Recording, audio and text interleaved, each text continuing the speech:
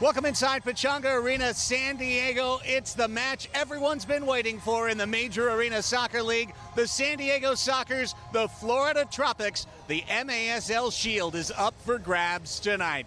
Good evening, everybody. Alongside Nate Abarea, Craig Elston on hand with you. This is a match that for weeks, if not months, everybody has been looking forward to. 21-0-1, the Sockers. 18-2-2, the Florida Tropics. Tropics must win to keep their hopes of capturing the Shield alive. But Nate, if the Sockers win tonight, they are the number one seed. This one's got something extra here in the Grand Old Arena this evening. And in addition to all the up-to-the-minute meaning that you just brought up, there's also just that timeless kind of feel to this one. Has you hearkening back to the Wild West days of old indoor soccer. But it's right here. It's 2022. It's Florida and San Diego tonight.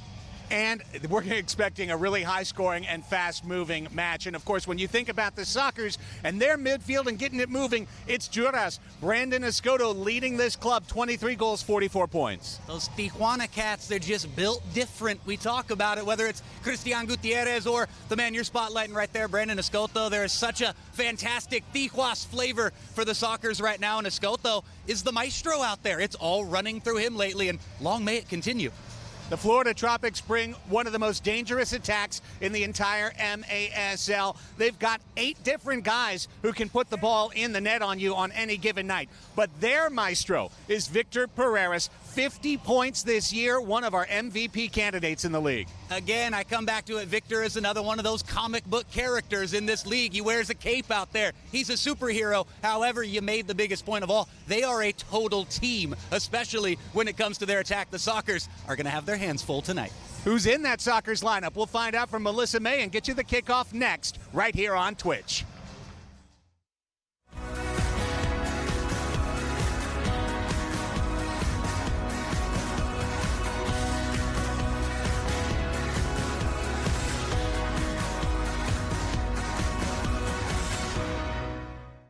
Here at Front Wave, our members are built different.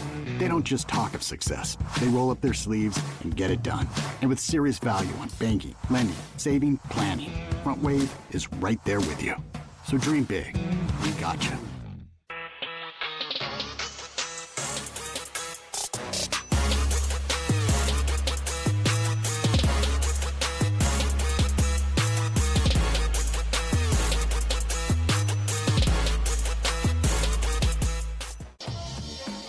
Your team.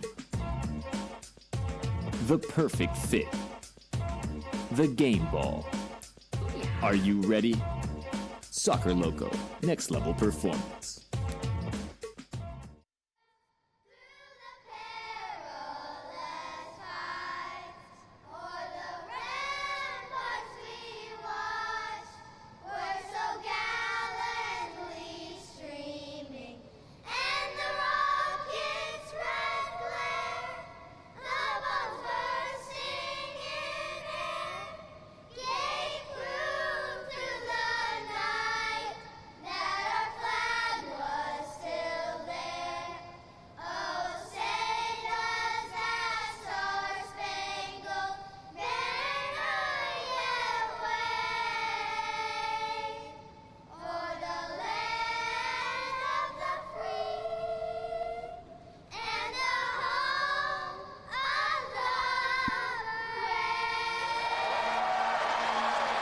Once again, fans, Miranda cooks class with our national anthem. We are just moments away from kickoff, live on twitch.tv/MASL_soccer. Your home for the Major Arena Soccer League. Craig Elston, Nate Abarea with you. It's the San Diego Sockers, the Florida Tropics, the battle for the MASL Shield tonight. San Diego shorthanded once again going into this evening's affair. Let's find out how and without whom as we head down and join our third member of the broadcast team. Good evening to Melissa May.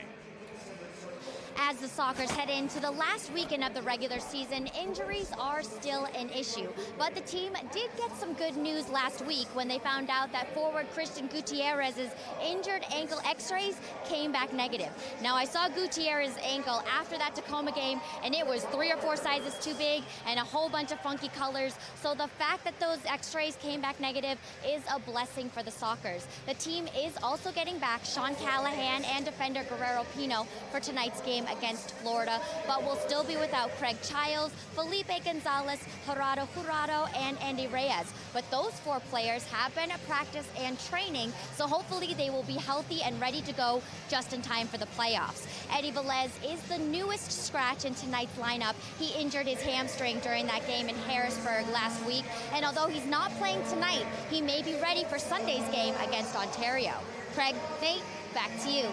Thank you so much, Melissa. As the Sockers continue to rack up wins, they've been continuing to rack up injuries as well. 7 players out due to injury this evening, which means Dallin Cutler, up from SD Sockers 2, is in the lineup for the 3rd time this evening. However, when we speak of the Florida Tropics, Clay Roberts' club is missing some key performers as well. Vic Moraligwe, Bruno Henrique out with leg injuries. Kyle Williams, who's been a real clutch performer for them, also out. And of course, the biggest missing piece for the Tropics is their goalkeeper, Hugo Silva, who is out in visa limbo. Hugo Silva, one of the best goalkeepers in the MASL, will be Rainer House, the old Orlando Seawolves veteran, that'll be in net for Florida tonight, Nate. Yeah, there he is. See the house getting ready to try to be the fortress for Florida Tropics. And you know, you called it during the week on a certain program called Soccer's Overtime, where folks can also watch on Twitch and listen to as a podcast. You called this a game of no excuses. And to me, I hear all of that injury information, and I see it as kind of, for lack of a better way to put it, canceling each other out. And so here we are. Both teams are missing a few key characters, but a lot of good players still available for both sides. It's 1v2, no excuses, whether you're a fan, player, or coach, or commentator. Let's enjoy ourselves. Let's see which team shows the superiority and shows themselves as the team to beat in the MASL tonight. The officials for today's match brought to you by Capelli. Capelli, the official uniform sponsor of the MASL game officials. On the floor, Mark Kadlasek and Kia Depina, Arnold Baldo and Dennis Vargas are the assistants in the booth. You see Craig Childs dressed in street clothes. He did warm up before the game today. Could be back Sunday, more likely to be back next week in the playoffs. Sockers are in their home blue kits with yellow socks. They will run right to left across your screens, whether you're watching us on your phone on Twitch, on your tablet, maybe on your laptop, or you're streaming it up to the big screen. Florida in their white kits that melt into orange along the midriff. White shorts, white socks. They will run left to right. Christian Gutierrez, last time we were here, March 20th, seeing him helped off the floor, we thought maybe we'd see him back next season. He is starting tonight. 15 minutes on the clock. The whistle sounds. We are underway. Sockers in Tropics. If San Diego wins tonight, they claim the MASL Shield, the #1 spot in the league, and home field advantage throughout the Ron Newman Cup playoffs. Florida needs a win tonight. They also need to beat Baltimore Sunday at home, and they need the Sockers to lose to Ontario Sunday. So they've got a long road, but it starts with this evening's affair. Certainly a showcase match for the Major Arena Soccer League. Tavoy Morgan called for a little grab on Chad Vandegrift, one of 2 imported Milwaukee Wave defenders. There's the other one, Drew Ruggles, 2 of the better defenders in the league. Ruggles just served a points accumulation 1-game suspension last night when Florida defeated Ontario 6-3 at Toyota Arena. Back with his familiar dreads in the lineup, Victor Pereira, 50 points, second in the MASL, only to Ian Bennett. That clear-out attempt by Serta, knocked down by Ruggles. And now let's see if Leonardo de Oliveira can find room to move. He's got a Brazilian junior Alan Carr in front of him as he heads off to the bench. Charlie Gonzalez heads to midfield. 1 minute, heads off into the San Diego night as we settle in for this outstanding match of the 2 best teams in the MASL by record, by points, by scoring. Here's Gonzalez trying to beat House on the short post on the cross pass from Escoto. In a double team, Charlie Gonzalez, 2 goals last match, 4-1 win over Harrisburg. Those were his 19th and 20th of the year, 4th soccer over the 20-goal mark this year. Rainer House, his 6th game, 5th start, 3-0-1, 543 goals against average, 701 save percentage. 2-car pile up in front of the party on the pitch. The foul is going to be called on Escoto there. There's always 1 or 2 of those for Brandon every game. The tangle up and kind of the mutual fall. It's a trust fall early in the game. Anthony Orico sends it forward to former soccer Taylor Bond. Bond and Gutierrez bump in front of the San Diego bench. And Bond down as Guerrero Pino steps in on the challenge. Taylor, key member of that championship side last year for San Diego, made one of the most important plays in the minigame, which the league has decided to rename, by the way. More on that later. Here's Juan Manuel Rojo. Rojo with the speed burst along the wall. Rojo is coming in. He will toe poke, and that shot was blocked. Good block by Florida. That was Orico in there.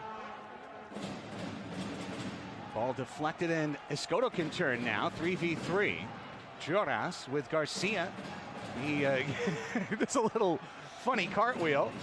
And the ball's back out to Mitchell Cardenas. There was a bit of a shove there, but not enough to draw a foul. Brandon did his best to sell it. Garcia now to Tavoy. Tavoy's got the right foot. That shot blocked. Well done by J.P. Reyes, the 36-year-old Orlando native. Cardenas.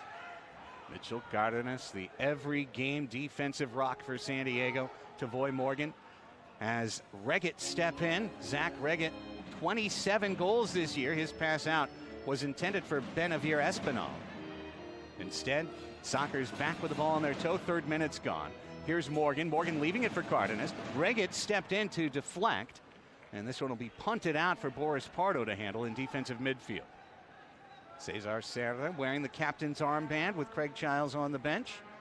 Charlie Gonzalez had that ball tipped by Ricardinho.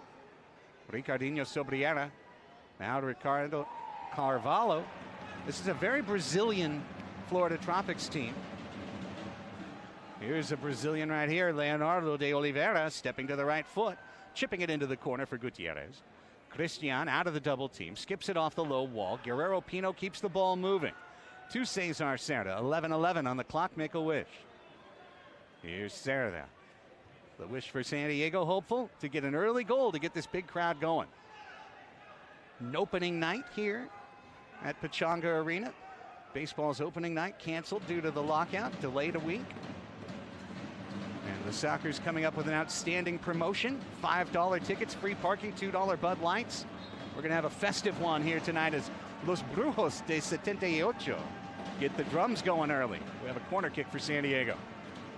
See how much of that Brazilian flavor, that Brazilian flair that you speak of for both sides, it should be said, how much of it comes out in tonight's game. Charlie Cardenas, shot blocked. Chipped out of there by the Tropics, and Brandon Escoto signals for the fair catch.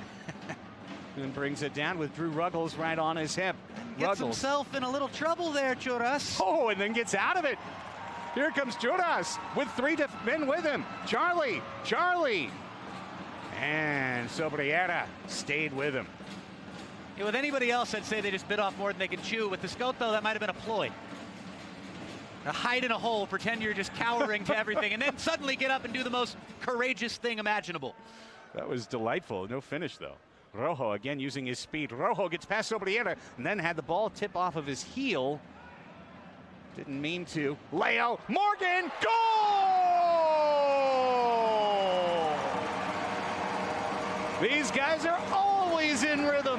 Leonardo de Oliveira to Tavoy Morgan for his 35th of the year. Soccer's on the good foot, 1-0. We're talking all about Brazilian flair and flavor. It's the Jamaican flair and flavor for 1-0 San Diego. That's just class from Tavoy Morgan.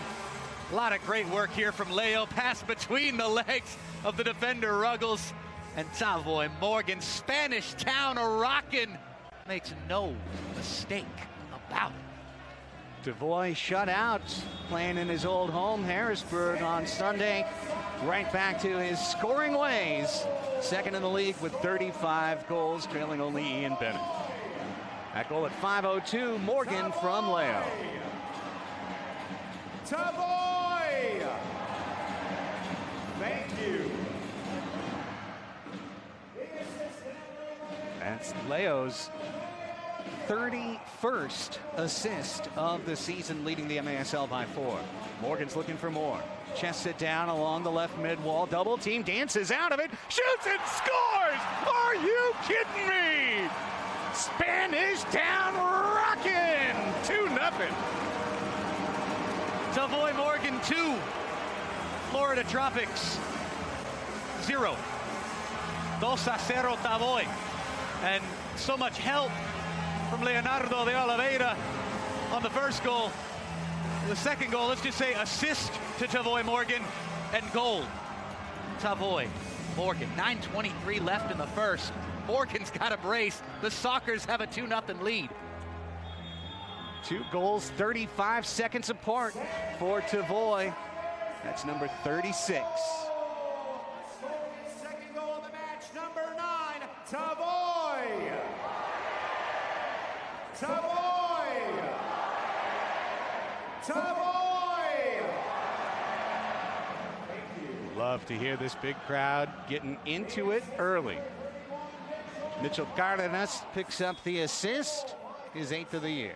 You know, sometimes we talk about goals in this league being very quintessential indoor soccer, a quintessential arena goal. These have been 2 very universal goals from Tavoy Morgan. I don't care if it's outdoor, indoor, futsal, cutting in onto that right foot and blasting the far post. It never gets old no matter where you are. Sockers with the multi-goal advantage. Xavier Roberto will be honored Sunday with a jersey t-shirt giveaway. Reggett tried to cut one into the middle, now a giveaway. And Escoto stands up and does, and they will call him for the foul. The obstruction call against Escoto, it's a tough one. It's a tough one for Churras. But I get where the thought from the referee comes from there. However, there was also a little choke job for free there. That's 2 fouls in 7 minutes for Churras. You get 4.5, and you get a blue card. So he's really got 1 left to spend. And a long way to go. Meanwhile, Sockers, if there's one thing that the Sockers have been wobbly on the last few games, it's been right in these situations. Set piece defense. Reyes steps over, Ruggles, the lefty, down low, kick save Pardo.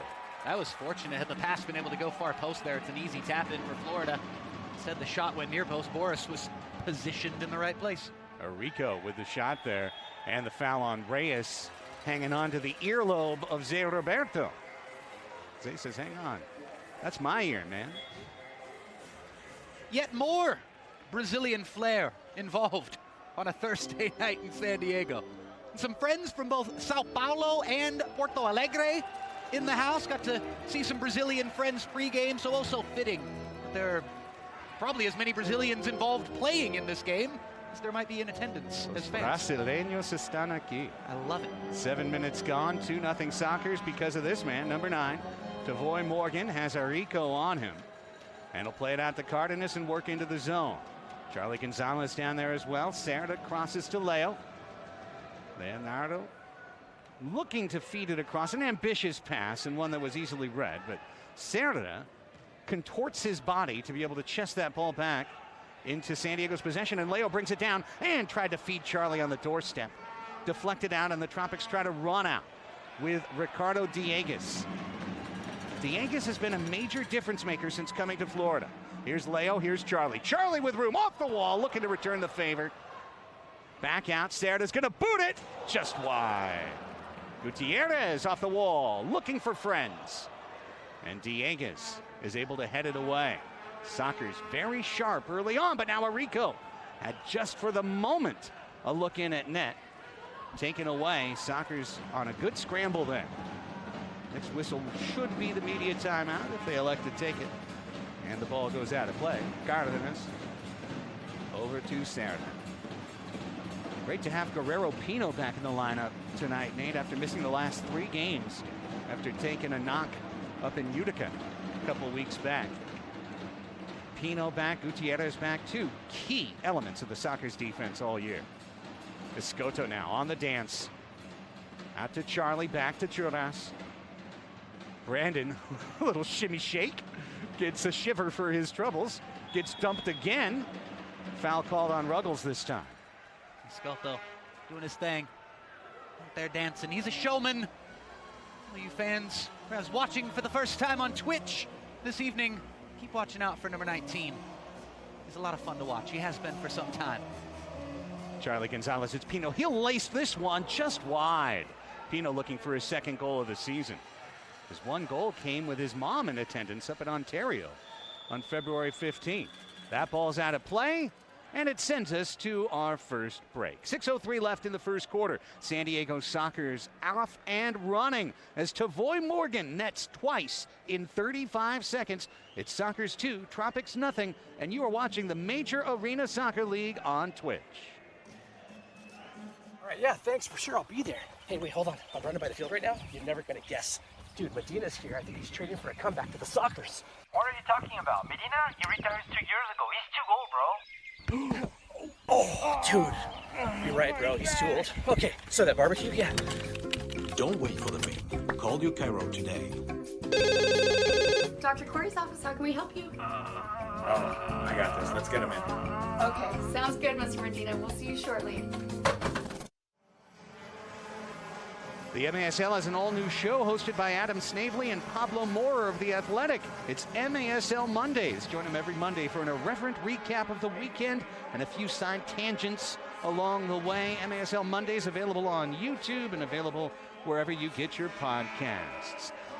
Honor up on the big screen right now for number 12, Taylor Walter Bond, a 3-year San Diego Soccer. And, you know, Taylor Bond is a guy who came to San Diego, Nate, as a scorer, right? A guy who had a 40-goal season once in Cedar Rapids or Chicago. Came to San Diego and was asked to play a different role. You know, a role that wasn't necessarily the one he signed up for. Defensive runner, physical player, person who adds a little bit of the bite to the Soccer's lineup. He embraced that role. He said to us, I don't know how many times while he was here, all I care about is winning. All I want to do is win. And Taylor Bond made the hard run in the mini game that led to the play, that led to the goal for San Diego to win it 2-1. So a soccer for life. Taylor Bond, happy to see him getting a role more to what he wanted in Florida, getting a chance to play a little bit more. 9 goals, 17 points, getting a more regular offensive turn. There's a trip by Taylor. We'll talk about him long enough. And sure enough, he'll commit a foul, just like one of those exclamation point commands on Twitch.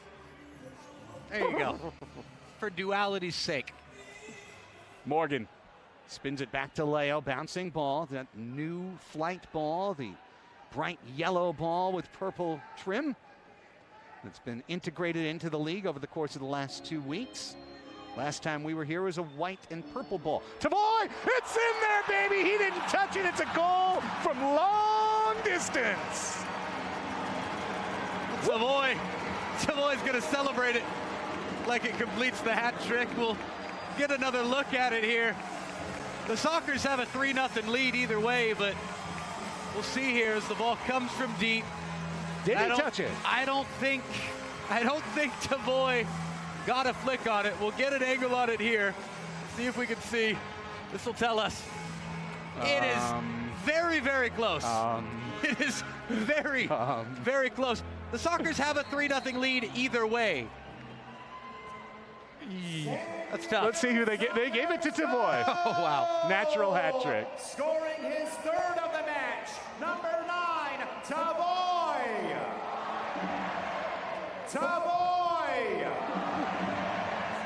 Boris has it. That's a natural hat trick, 2 assists for Cardenas. Although he might have scored a goal.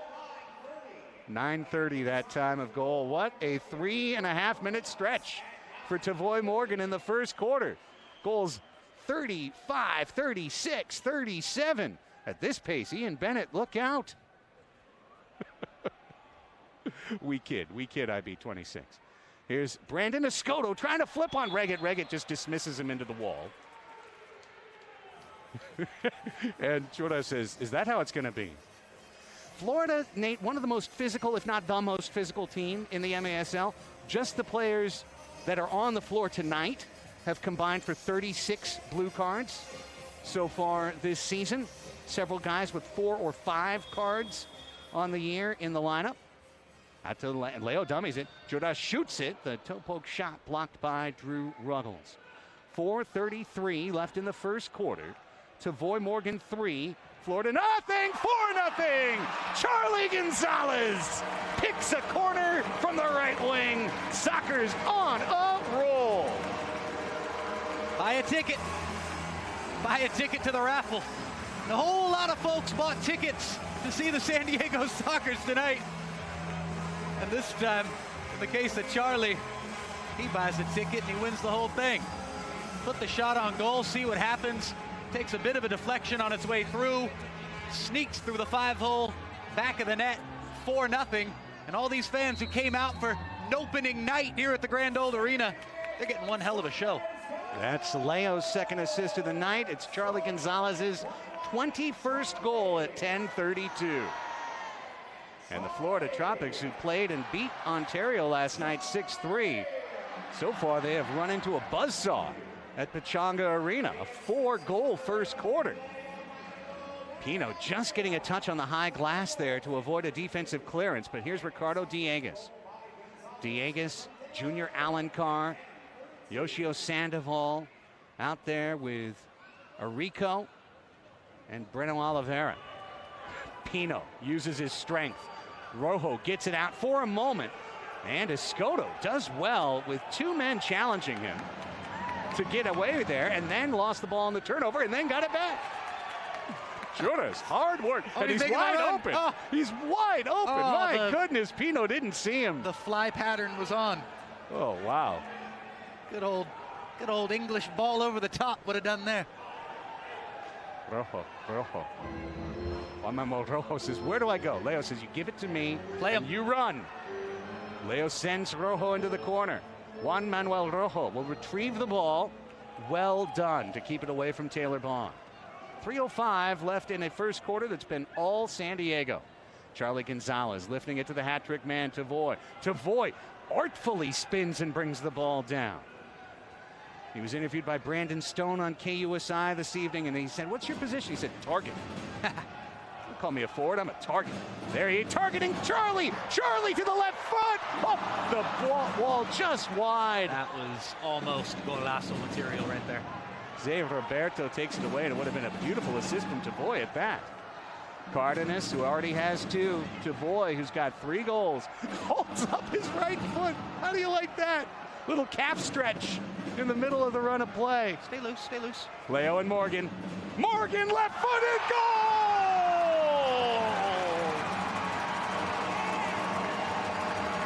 He came from a town called De La Vega. Tavoy Morgan.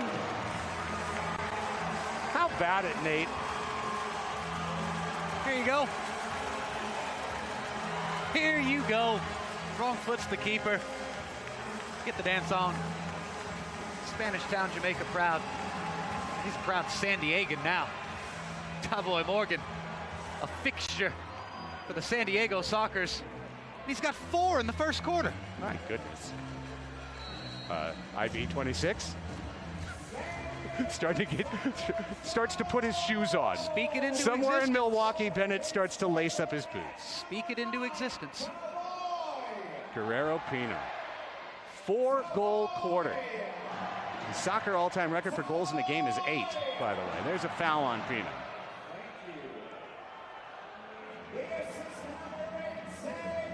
Zé Roberto picks up the assist. Free kick. Here's a chance for the Tropics to get one back. Hey, anyone who thinks this match is over, by the way, Florida, now not normally down 5, but Florida makes a habit of coming back on the road. Drew Ruggles down low, looking for Vandergriff. That's a goal. Absolutely. Got through. Chad Vandergriff, the ex-Wave, says, don't book that shield on a FedEx flight to San Diego just yet. 5-1.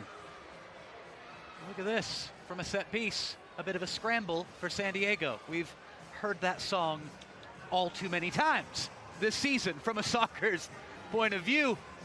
It's a great finish in the end of it. You put it where the keeper came from. It's great fundamentals. from Vandegrift. But the Sockers a bit all over the place on a set piece, and we've seen that quite a bit here in this 21-22 campaign. So Vandegrift from Sobriera, Chad's 5th of the year. That came at 13 minutes. And a perfect quarter is now just a really, really good one. A pretty good one. Here's Cardenas. Cardenas will scoop it to the middle. A loose ball for just a moment with under 90 seconds left. Alan Garcia is going to head it back away from the onrushing Ricardo Dieguez. Now some space for Cerda. Forward to this guy, Morgan. Tavoy tried to send it back to Cerda, and the pass just missed him. Got a good group of Brujos out in section 19 right now. And they're rocking the place as well. Fun night in the arena. Great vibes in the building tonight. You gotta love it. Cerda and Pardo. Cerda's got the long ball. He's got the open runner, Sean Callahan. Got his head on it to put it into the middle. Decent job there. Decent job there, Callahan. Sean, who's missed the last 4 games with a hamstring. Tweak. He's back. Soccer's happy to have him. Rojo over to Gutierrez. The Tijuana connection is on. 36 seconds. Back to J.M. Rojo. Room. He'll shoot it off the glass wide. Leo will recover with under 30 to play in a dominant quarter. Tried to rake it out of there. His old practice battler pal, Taylor Bond, engages along the wall. Good defense by Taylor. And the Tropics looking to run up, but Rojo runs it back. 10 seconds left. Look out. That was a hospital ball crawling back for Carvalho to try and grab Gutierrez. Callahan, 5 seconds. He's going to put it over to where House has nothing left to do, and this is how the first quarter will come to an end. The Sockers get out to a 5-0 lead, and Tavoy Morgan scores 4 in the opening 15 minutes. Chad Vandegrift scores, though, to remind you that these Tropics, 18-2-2, will not concede nor go anywhere. This is going to be a good one. Let's see how the second quarter unfolds after this quick timeout. You're watching the Major Arena Soccer League from Pechanga Arena, San Diego on Twitch.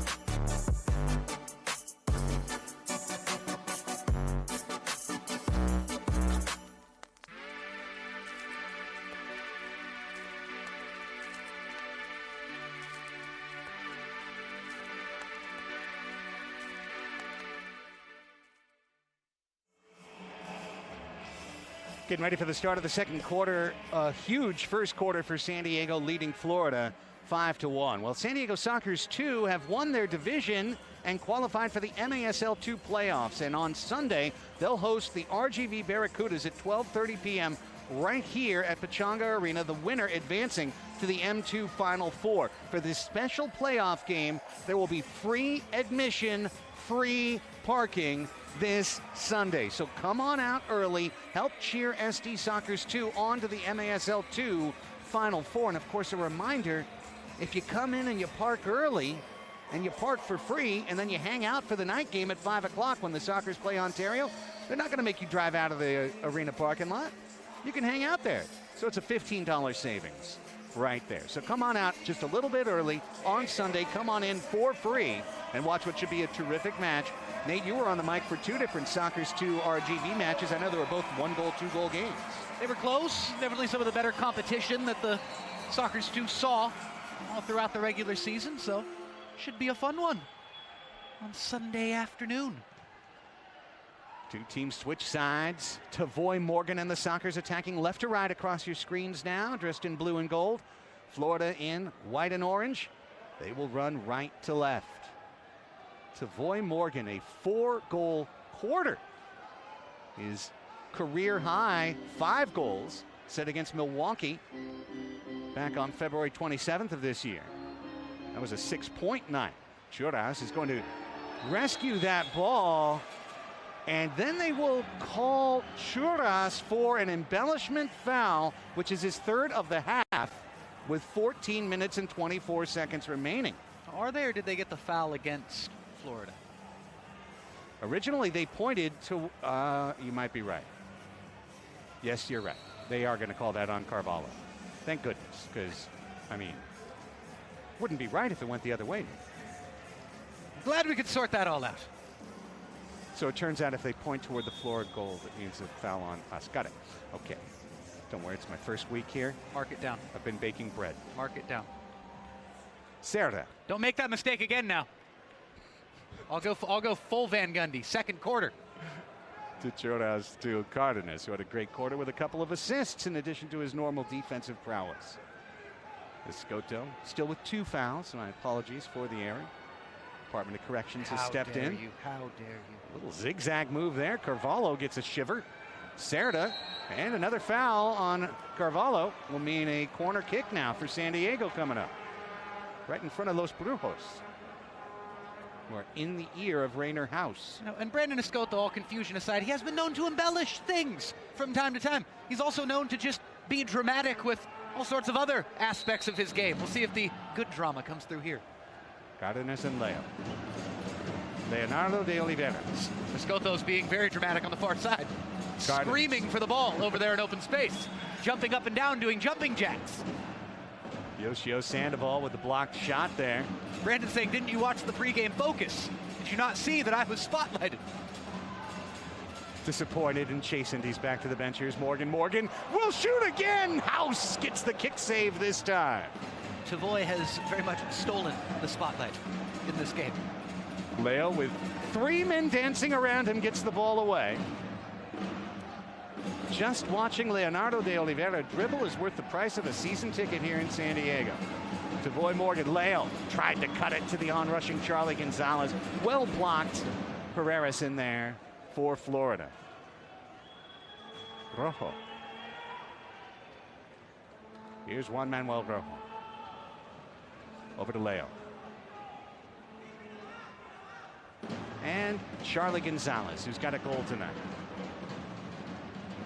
The Ontario Fury import crossing. Gutierrez scores! What a play! Absolute indoor soccer brilliance. Charlie to Christian. That was a whole lot of fun to watch from up here in the back row. We get another look at it on replay. Christian made the run a half second before Reyes knew that he'd done so. And his pal with the ball saw him streak into the back post, and he put that thing on a platter. And still a very, very nice, skillful, volleyed finish the side of the right foot for 6-1. Gutierrez, 18th of the year. Number 4, Christian. Christian. Christian.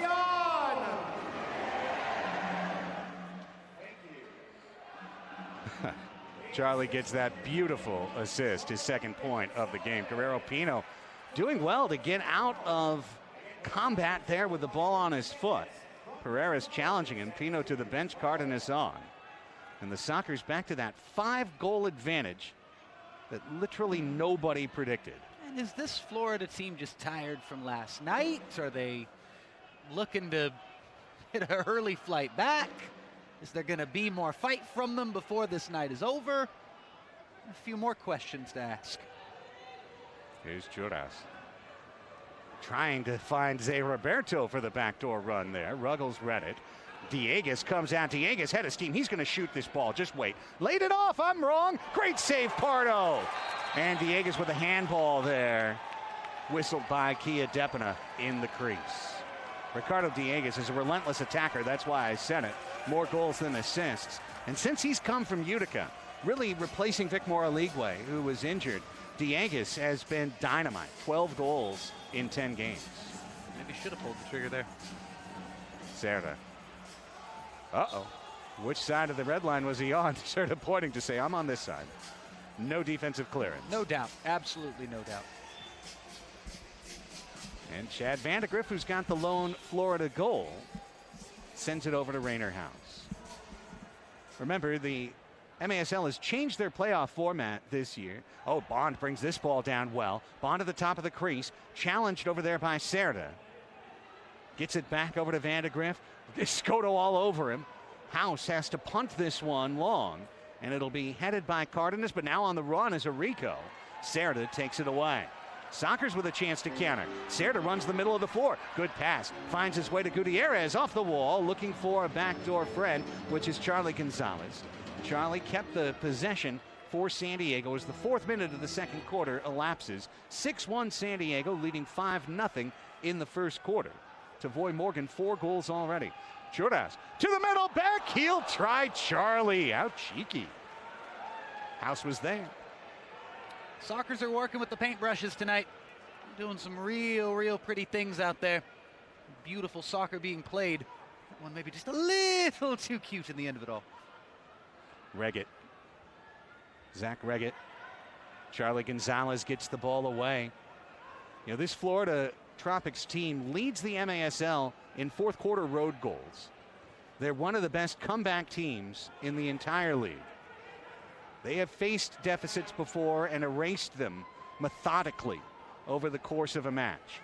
This team averages 8 goals per game. Averages 8 goals per game. Ricardinho working his way in, using shoulder shakes and wall fakes. And then the ball headed away by Pino. On the counter, Juan Gonzalez. Can they get the ball to Wangan? Drew Ruggles says, I'll get there first. Thank you, my pretty. And Rainier House takes it away for the Tropics. Point being, until you get to 9 goals, don't rest easy. Here's Ruggles, and here's Junior Alencar, another player traded for from Utica earlier this year for Andrew Hoxie, and one more player. It was a good trade for Utica. It was a trade that really, I think, took the Florida lineup to a new level. And also credit to the Tropics for being able to get 2 Brazilians who had been in visa limbo. Look out. Reggett and Pino had been pawing one another. Let's take a look at this. Look out, right in the middle, as that one was called against Pino. Leo warding off his fellow Brasileño Alencar. Stop and go move, through a quadruple team for a moment, and then the ball got past him, but it went to Rojo. Rojo with options. Rojo will take the option of shooting. Alencar blocks it. Well, he had 2 other options waiting patiently, and he chose himself. Could have picked up his 12th assist of the year with a different choice. Look out, Pardo with a poor pass. Reggett's gonna boom one, and Pardo coming up with a save, and another save as Cardenas left it for Reggett. Pardo, back-to-back, point blank. Here comes Tavoy. Reggett just now back to the bench. Really gave an all-out effort on that one. Zach Reggett's the guy that when it's close and late, he is absolutely Florida's go-to man. 27 goals this year, but so many of those big goals. Here's Taylor Bond with the steal from Rojo. Bond coming in, the step-over move. He's going to go to the right foot. Pardo gobbles it up. Angry words for Rojo. Yeah, kind of trapped beneath the feet there. Bond couldn't really get any velocity behind the shot. Great run, though. Again. Now Bond has another steal and another shot. And Pardo another save. Boris is apoplectic with his defenders in blue right now. But he'll work it through. And he'll kick it out of bounds. Timeout down on the floor. 7:27 left in the second quarter. The San Diego Sockers making a statement early against the best team in the East. It's 6-1. Sockers with the lead and still looking for a higher level of perfection. And we take a timeout right here on Twitch.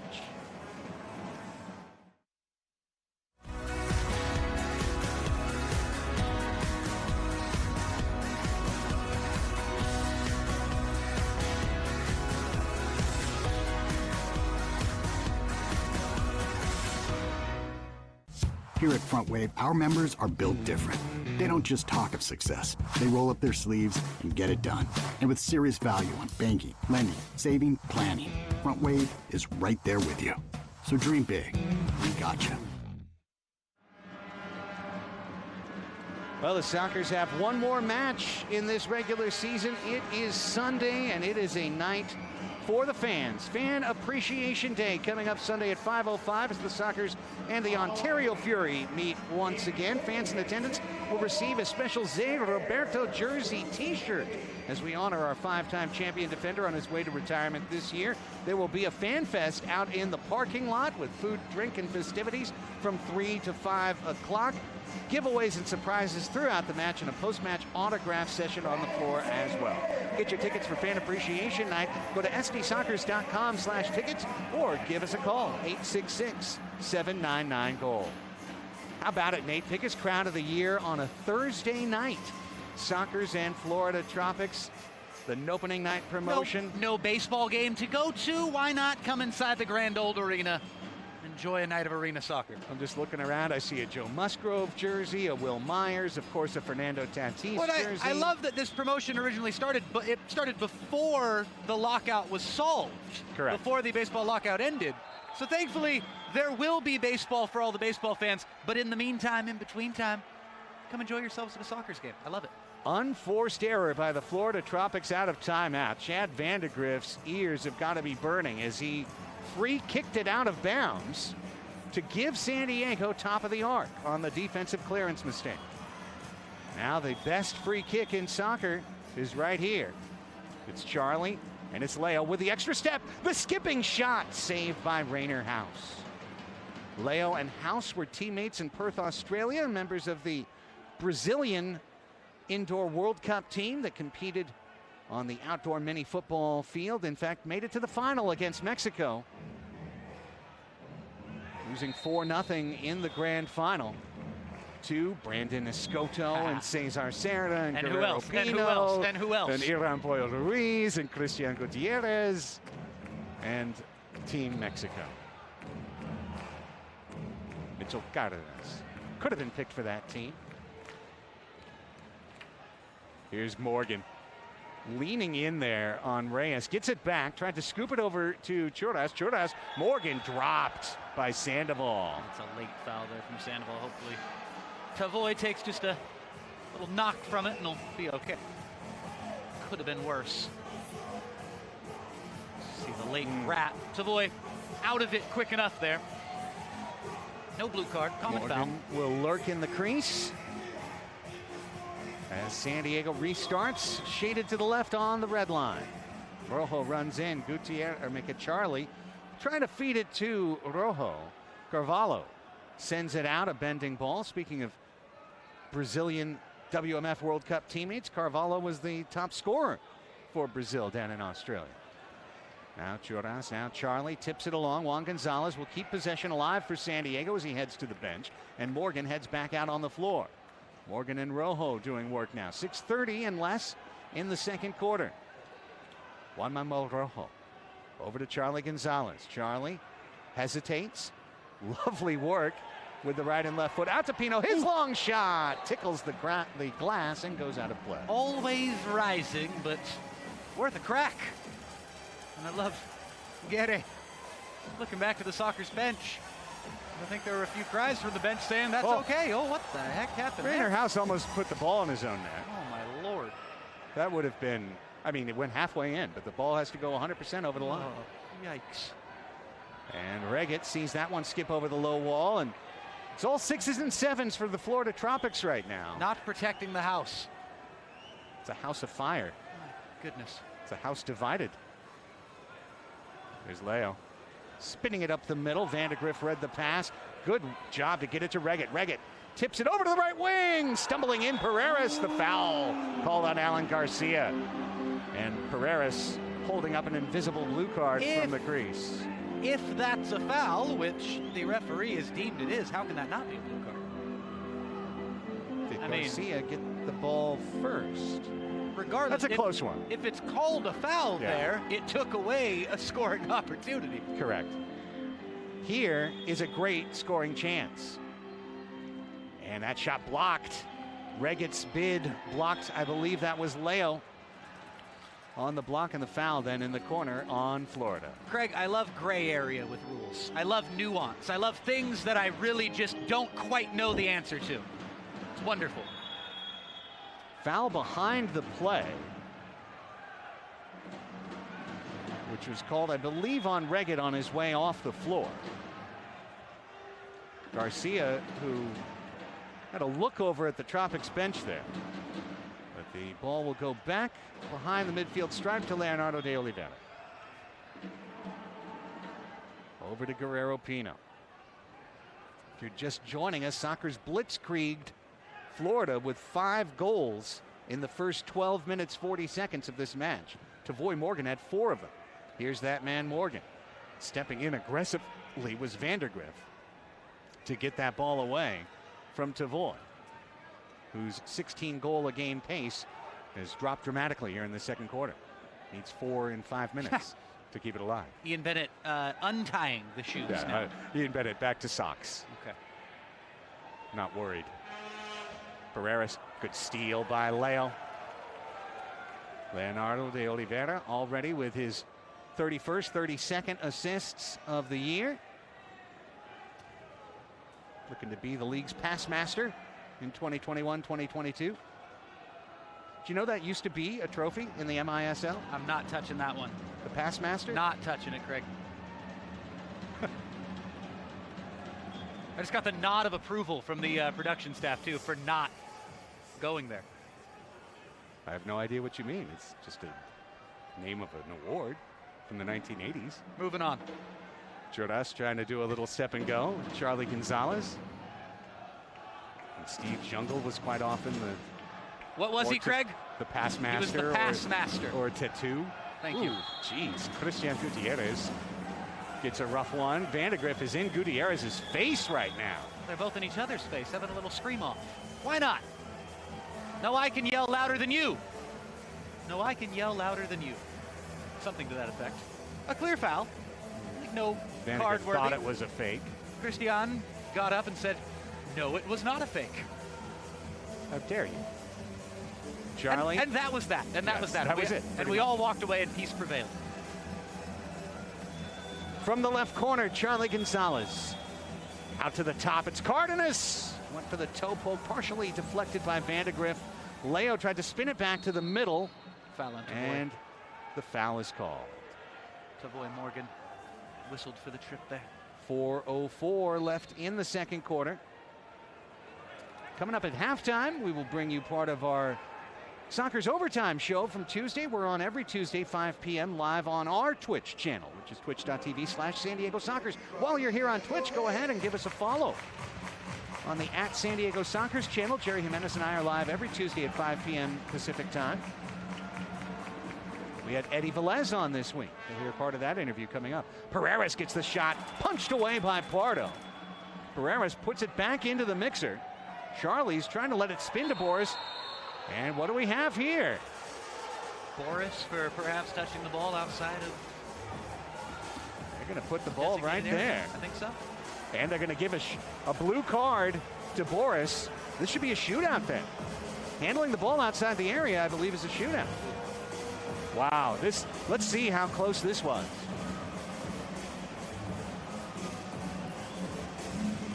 As the ball comes to him, I don't know. Well, maybe on the juggle. Oh, that's close. That is being quite literal. The Soccers will go a man down with 3:31 left. No shootout. Power play starting. Okay. Dead ball from the corner. I guess they must be ruling on the intentionality of that in that case. Juan Gonzalez will serve. It wasn't a chance on goal. It was a situation That's where fair. Boris sort of unfortunately found himself outside those white lines. Well, here's a chance for Florida to get a goal that would make them feel really good about things. Yeah, it would give going us a into game halftime. too. Definitely give us a game. The Tropics are 19 for 42 on the power play, 45% conversion, third best in the MASL. And it's Reggett right off the left post to get things started. Sockers lead the league in PK. They are 15 for 20.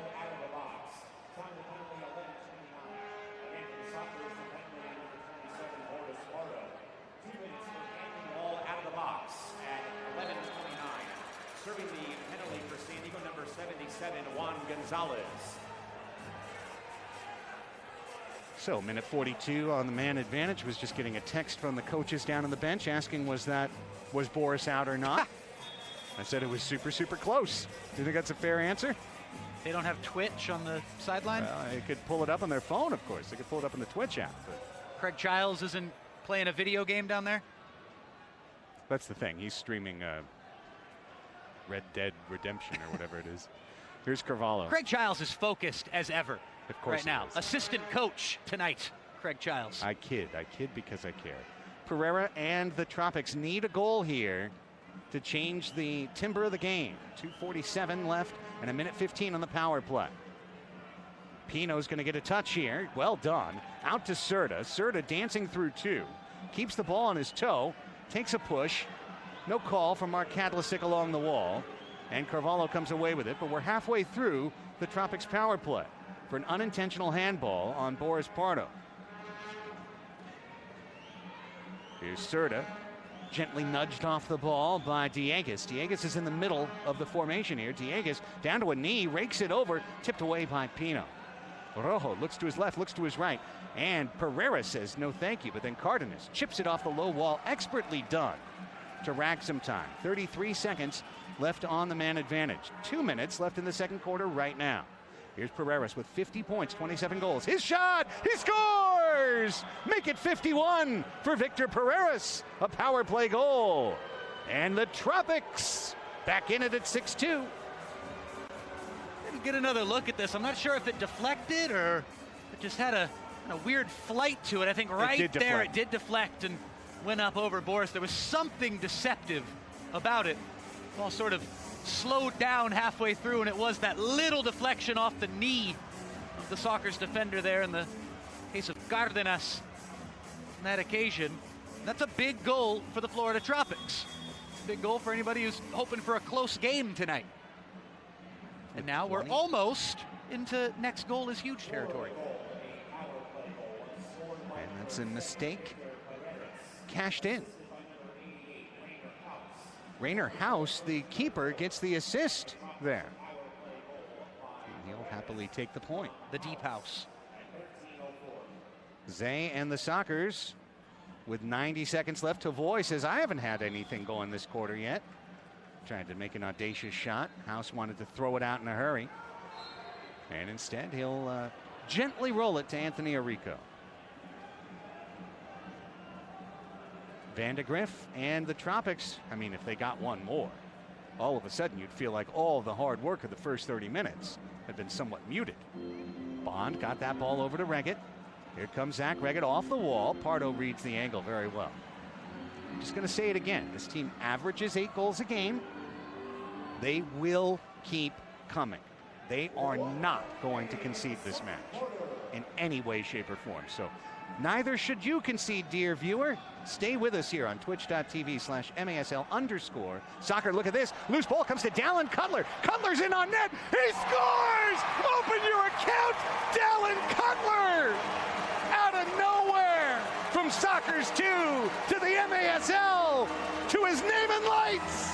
7-2 Sockers. What a moment. What a moment for Dallin Cutler. And it's one of those plays where the whole world slows down and everybody's watching you. 3 defenders chasing, you're clean through, just the keeper to beat. And how about that for a cool, calm, collected finish? Congratulations to Dallin Cutler. He's got a goal for the first team. The Sockers have a 7-2 lead. This one off the wall for Pino to knock around.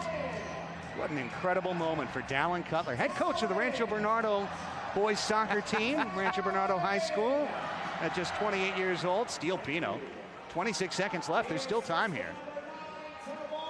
Morgan gets the assist for a 5-point game in the first half. So Cutler from Morgan at 14-15. Here's Rojo. 17 seconds left. Out to Pino. Cardenas takes a look. 4 defenders and Christian Gutierrez out there. It's a no mistakes defense for San Diego. See it out. House will throw it out. Carvalho will tip it out, and the half will bleed out. What a half for the defending MASL Ron Newman Cup champions. The San Diego Sockers welcome in the East-leading Florida Tropics, an MASL Shield up for grabs with a win.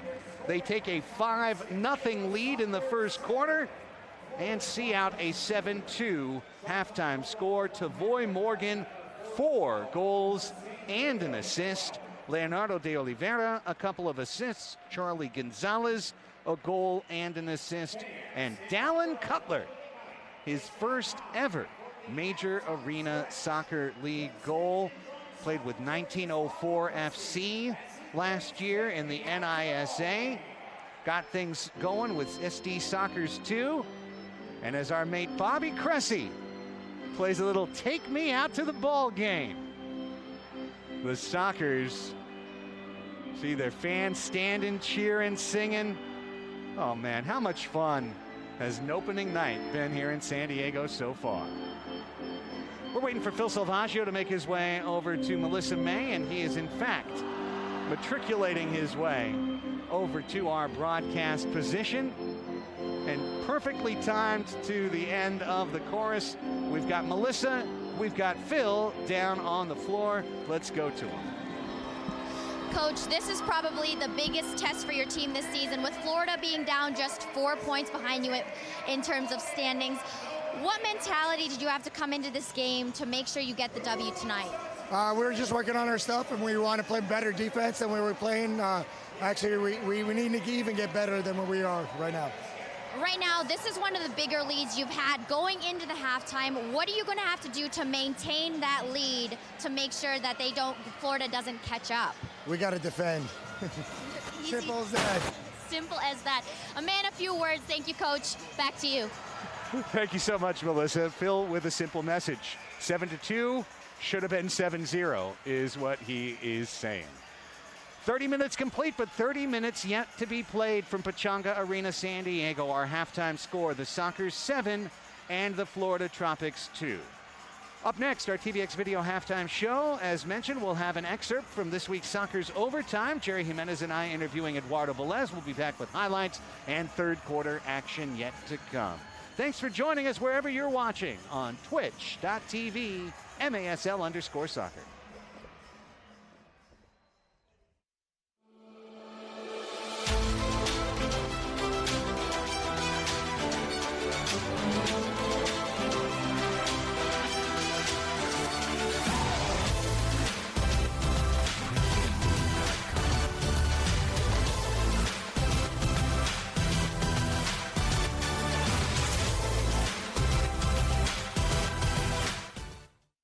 Thanks, for sure, I'll be there. Hey, wait, hold on. I'm running by the field right now. You're never gonna guess.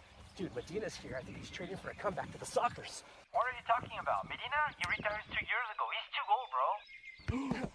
Oh, dude. You're right, bro. He's too old. Okay, so that barbecue, yeah. Don't wait for the mail. Call your Cairo today. Dr. Corey's office, how can we help you? I got this. Let's get him in. Okay, sounds good, Miss Medina. We'll see you shortly. Here at Front Wave, our members are built different. They don't just talk of success. They roll up their sleeves and get it done. And with serious value on banking, lending, saving, planning, Front Wave is right there with you. So dream big. We got you.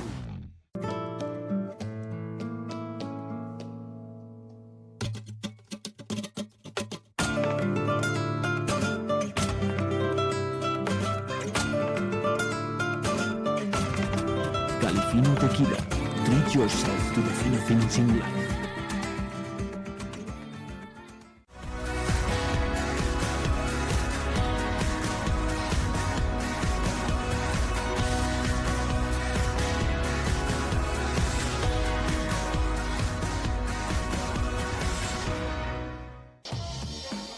Your team. The perfect fit. The game ball. Are you ready? Soccer Loco, next level performance.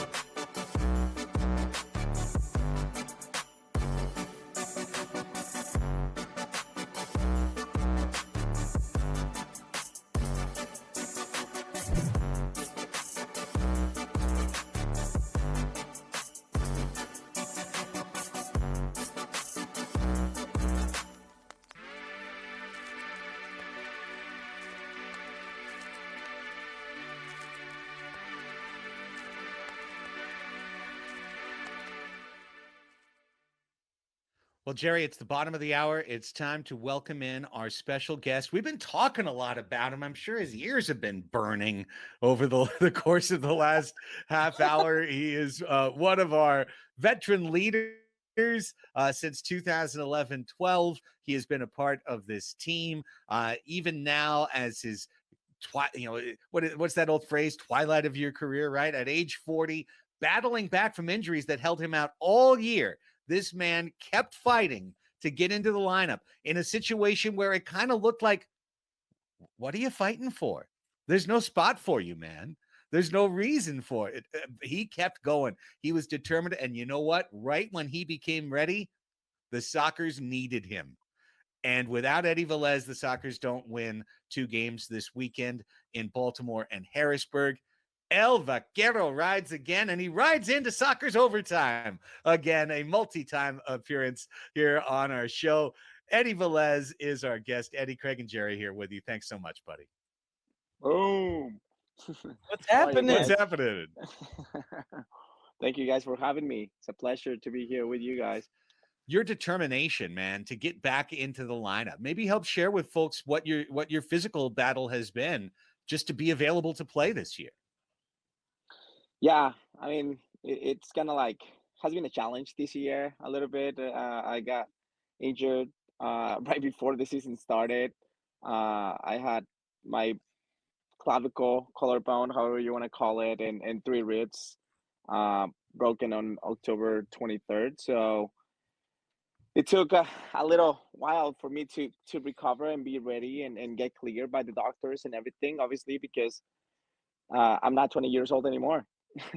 and that's part of the process. So I mean you guys know, Craig, you know that I love to be on the field, and obviously it's coming to a point when it's kind of like almost the end of my career, but I'm always trying to enjoy as much as possible the opportunities that are there to be taken, and obviously try to help the young guys and try to help the team. That's the most important thing.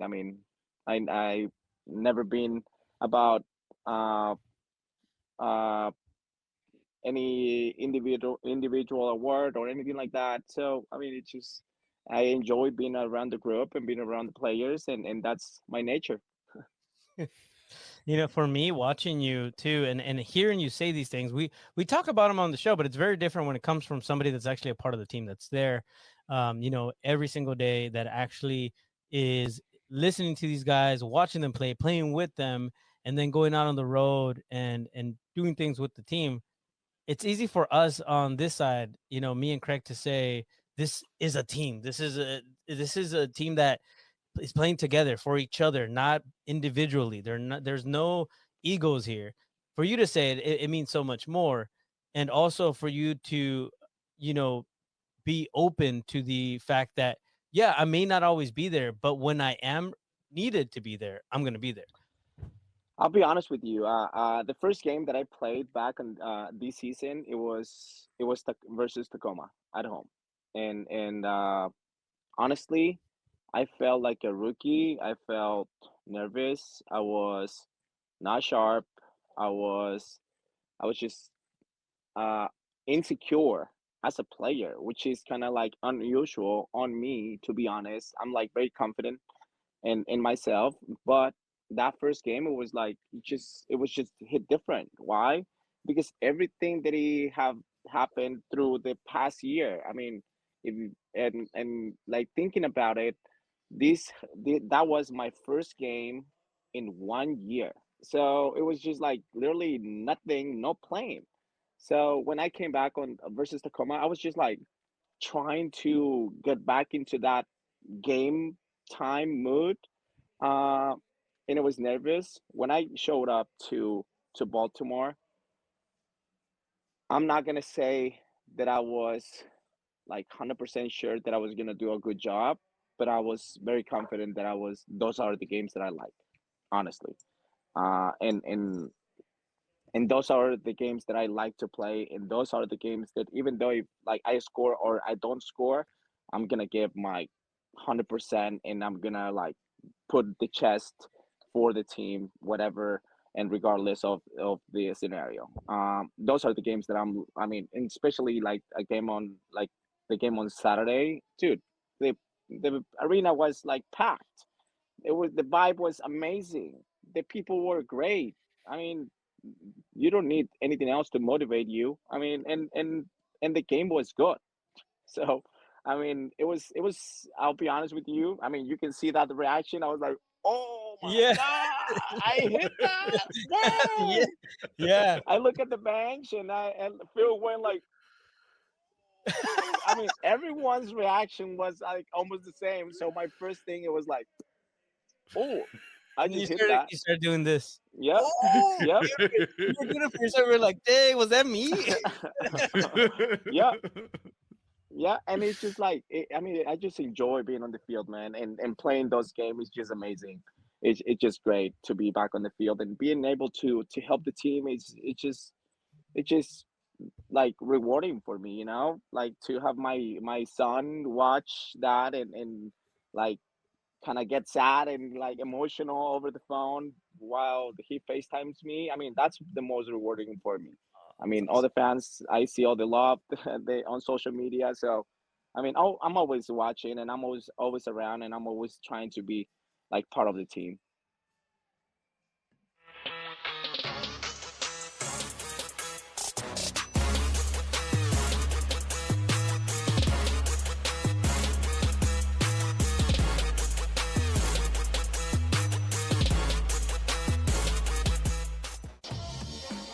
Your team.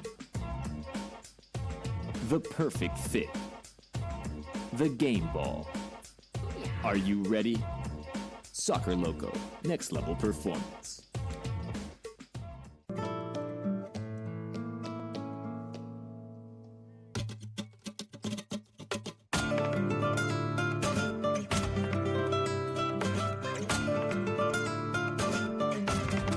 Califino Tequila. Treat yourself to the finer things in life. Here at Front Wave, our members are built different. They don't just talk of success. They roll up their sleeves and get it done. And with serious value on banking, lending, saving, planning, Front Wave is right there with you. So dream big. We got you. All right, yeah, thanks for sure. I'll be there. Hey, wait, hold on. I'm running by the field right now. You're never gonna guess. Dude, Medina's here. I think he's training for a comeback to the Sockers. What are you talking about? Medina? He retired 2 years ago. He's too old, bro. Oh, dude. You're right, bro. He's too old. Okay, so that barbecue, yeah. Don't wait for the main. Call your Cairo today. Dr. Corey's office, how can we help you? I got this. Let's get him in. Okay, sounds good, Mr. Medina. We'll see you shortly. Halftime wrapping up at Pechanga Arena, San Diego. The Sockers with a 7-2 lead. They will carry into the third quarter. Let's bring you the highlights, courtesy of our TVX video crew. Show you how it happened. It was all Tavoy Morgan. Leonardo de Oliveira splitting a double team with a gorgeous assist to feed Morgan in the crease. And the dance together for a 1-0 lead. But Morgan, far from done, splits a double team himself and rockets the right foot into the side netting. His 36th goal of the year from Cardenas made it 2-0. Cardenas launches from long distance. Did Tavoy get a touch on it? We'll say with one hair follicle, yes, for the natural hat trick from Morgan at 9:30 of the first, 3-0. Soccer's not done. The lovely lift to Charlie Gonzalez, who measures an inch perfect shot to make it 4-0. And then it's Tavoy again, spinning and delivering the 4th goal of the quarter and a 5-0 lead. Chan Vandergriff able on a set piece to get Florida on the board. The wall pass, Wallace-Scora for Vandergriff. Soccer's set piece defense continuing to struggle, but then Leo finding Morgan. Morgan, great kick save by Rainer House. That was his one save of the half. House allowed 7 goals on 8 shots. Look at the vision of Charlie Gonzalez spotting the backdoor dunk from Christian Gutierrez. An NBA-style play right there. Great save by Boris Pardo. He stopped 5 of 7 shots, including 2 in a row from Zach Reggett there. Victor Pereira on the power play gets a deflection off Mitchell Cardenas here, and that's good for his 28th goal of the year to make it 6-2. But Tavoy Morgan gets it loose to Dallin Cutler, and here comes Dallin Cutler. His 4th ever MASL game, his 3rd ever MASL game, his first goal. The MASL on Twitch, a 7-2 lead for the San Diego Sockers over the Florida Tropics. Sockers Overtime's the weekly podcast covering the Sockers right here on Twitch, airing live Tuesdays at 5 p.m. on our @San Diego Sockers channel. Make sure to join Jerry Jimenez and I for all the latest and special player guests throughout the year. But right now, we're ready for the start of the 3rd quarter. The Tropics and the Sockers back out on the floor. With Melissa May and our TVX video crew, I'm Craig Elston, and with 3rd quarter play-by-play, here's Nate Abaurrea. Thank you very much, Senor Elston. San Diego 7, Florida 2, your score as the 3rd quarter, the second half, gets underway here at the Grand Old Arena. Pechanga Arena, San Diego. Again, my name is Nate Abaurrea. Special hello to a viewer up in Chico, California. A few viewers up in Chico. Travis and Aaron Chu, who just welcomed their beautiful baby daughter Alex into the world last night.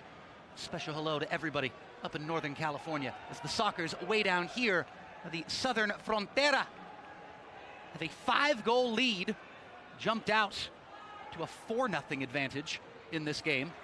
It's actually 5-0, and then Florida got their first back. Tavoy Morgan scored 4 of those 5 goals for San Diego. Tavoy Morgan getting the Spanish town rocking underway earlier. No goals in the 2nd quarter for Tavoy Morgan, it should be said. Craig Elston was talking all about that goal average that Tavoy was setting up for himself after the first 15 minutes. There's a brilliant save. First action for Jorge Navarrete, who replaced Rainer House at halftime. And that is Navarrete, who was the winning goalkeeper last night when Florida took down Ontario just up the road. Win against Ontario last night. Over 15 saves in that game for Navarrete, and he's out there wearing the purple for Florida now. Very strong last night, 16 out of 19 saves, some diving stops, and you just saw his hands right there. Meanwhile, foul will be in the crease here.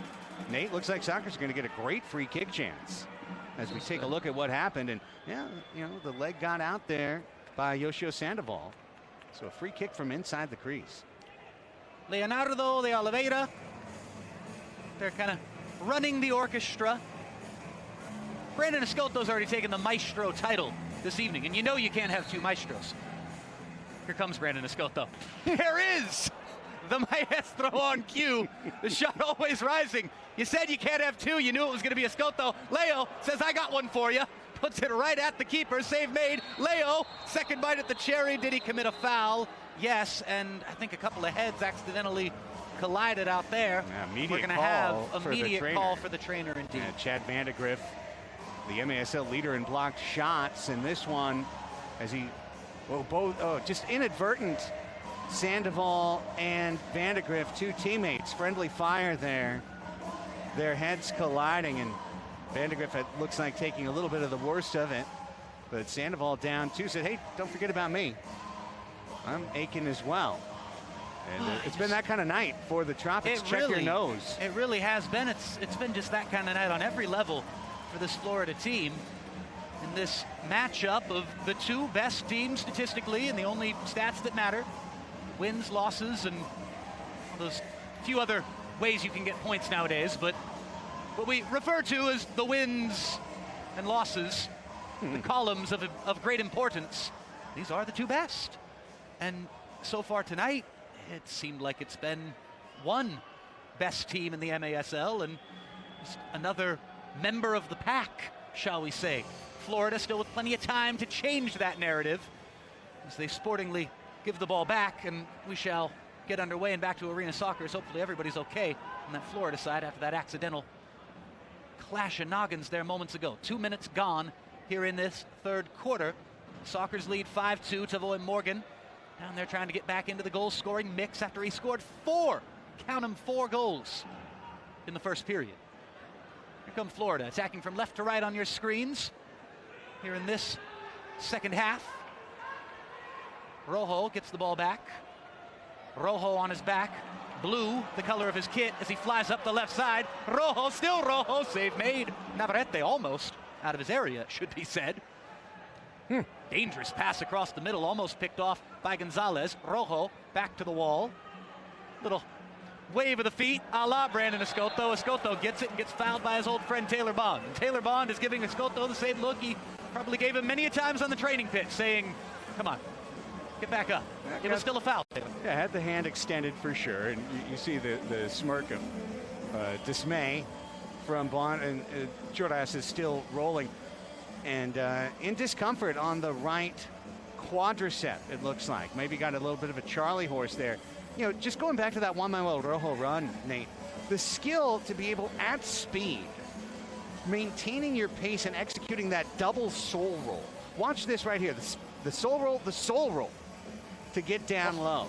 Navarrete, well played, and you see him exhorting himself. A big war cry. As was that hand outside the crease. After the call against Boris Bardo back in the second quarter. Yeah. Can't help but wonder if that hand was out of the illegal area there, but he'll get credit for a save nonetheless. And Navarrete's been mighty fine since coming into this game. Agreed. Makes you feel like you understand always the tactical choice in a back-to-back if you're bringing two keepers you trust to say one plays one night, the other. But Navarrete was hot last night. See if the offense can get clicking for Florida. Here's Tavoy Morgan. He certainly was clicking in the first quarter. No goals in the second after he had a 4 spot in the first 15 minutes. 1 assist, though. 1 assist. So 5 points on the night. 4 of them by way of the goals. Thing he loves the most. Tavoy, most definitely a team player, but he is a classic number 9. He loves to score. He does it oh so well. That's what the Sockers want him to be doing. Tavoy Morgan assists are fine and dandy, but if this team is to win an MASL championship, they're going to need performances like tonight from Tavoy Morgan. 4-goal outbursts in single quarters. Those are the type of things that could be the difference in a championship run. Here comes Cristian Gutierrez, who certainly has made a big difference in a championship run before for San Diego not so long ago. Dallin Cutler scored the most recent goal in this game to make it 7-2 back at the end of the second quarter, his first goal as a member of the first team. And this one is almost off the wall and over to Gutierrez from the feet of Dallin Cutler. Dallin, who I've had the privilege of watching play in quite a few different uniforms over the years around San Diego County. This one is cleared off the glass, and it's going to go up in to the Tropics bench. Yeah, you mentioned that, and Dallin, who, as you said, great young player, local player, attended Rancho Bernardo High School, made his way into pro soccer. He's still in pro soccer now with San Diego, but just last year became the head coach of the boys soccer team and is the defending CIF Coach of the Year in the section. So these kids must be so proud to watch how well he's playing. That was an outstanding shift by Dallin. I know you go, well, what did he do? But he maintained possession. He got a pass across. Great stuff all the way around. Certainly doing the little things out there on that last shift. willingly as Navarrete dives down to his right, makes a fantastic save. Fisting it away, and now it's back with Leonardo de Oliveira. Leo across the red line, cuts back, peels back to Charlie. Charlie Gonzalez. Back with it now, straight on with the goal. Over to Leo, where he likes to be on that left side, cutting in onto that right foot. Soul roll back to Charlie, with the 21 on his back. A couple of kicks of the heels, over to the far side. That shot was never really on, and Navarrete's gonna have to be careful here and clear his lines. He does so, it's across the halfway line. Cárdenas back in the game for San Diego, pops back over to Leo. Leo across the halfway line. Halftime score the same as it is now. Sockers 7, Tropics 2. Tavoy Morgan looking to change that. Tavoy Morgan, still Tavoy Morgan, shot partially blocked. Half-hearted cries of handball. Eventually the ball collected by Navarrete. Well read by Rojo there. Well shouldered forward there to Tavoy Morgan, who tries to take the defender on. Tavoy is shoved in the back. Whistle comes, foul called. Free kick San Diego with 9:27 left here in the third quarter. Tavoy's looking to eat when number 3, Chad Vandegrift, is on him. There's been an adjustment by Clay Roberts to put mostly Ruggles on Morgan so far here in this third quarter. And Drew, of course, has the size, the experience to handle the 5'9" Morgan a little bit more than Vandegrift. Tavoy a little bit gimpy coming off there. Leo. Shot from distance was just high and goes out of play. It was Cárdenas on that far side with the rifle. Went high in the end of it. Coming up on 6 minutes gone here in this third quarter. Again, Nate Abarea and Craig Elston here with you alongside our TVX production crew, coming to you the MASL on Twitch this evening. Pleasure and privilege to be with you. Melissa May down on the sidelines, bringing you all the up to the second information from down on the pitch. And it's good to be with you on Twitch as we dip under 9 minutes remaining here in the third quarter. 7-2, the Sockers still lead by 5. They led 5-0 in this game. That was their first 5-goal advantage. As the player goes to ground for Florida was Junior Alanzar, and he is back to his feet rather quickly. Leo says, my beat. Yeah, the first time I ever saw Junior Alanzar in a game was he was brought in as a one-game ringer for the Las Vegas Legends in the 2013-14 playoffs when the Legends eliminated the Sockers and ended their run of 4 consecutive PASL championships. That was in the semifinals. I was like, who is this guy? Oh, his name's Junior Alanzar, and he stepped out of the field and he scored a goal.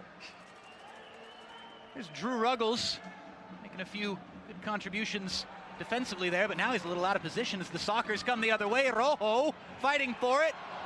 Position in the right place there was Jorge Navarrete. Anywhere else it may have gone by him. Obstruction call perhaps on Pino, even though he took the shot to the face there from Bond, Taylor Bond. 8:08, third quarter. Sockers lead 7-2. That with the base of an 8:08. Straight to the chin there, and Pino has the foul called against him. Wild.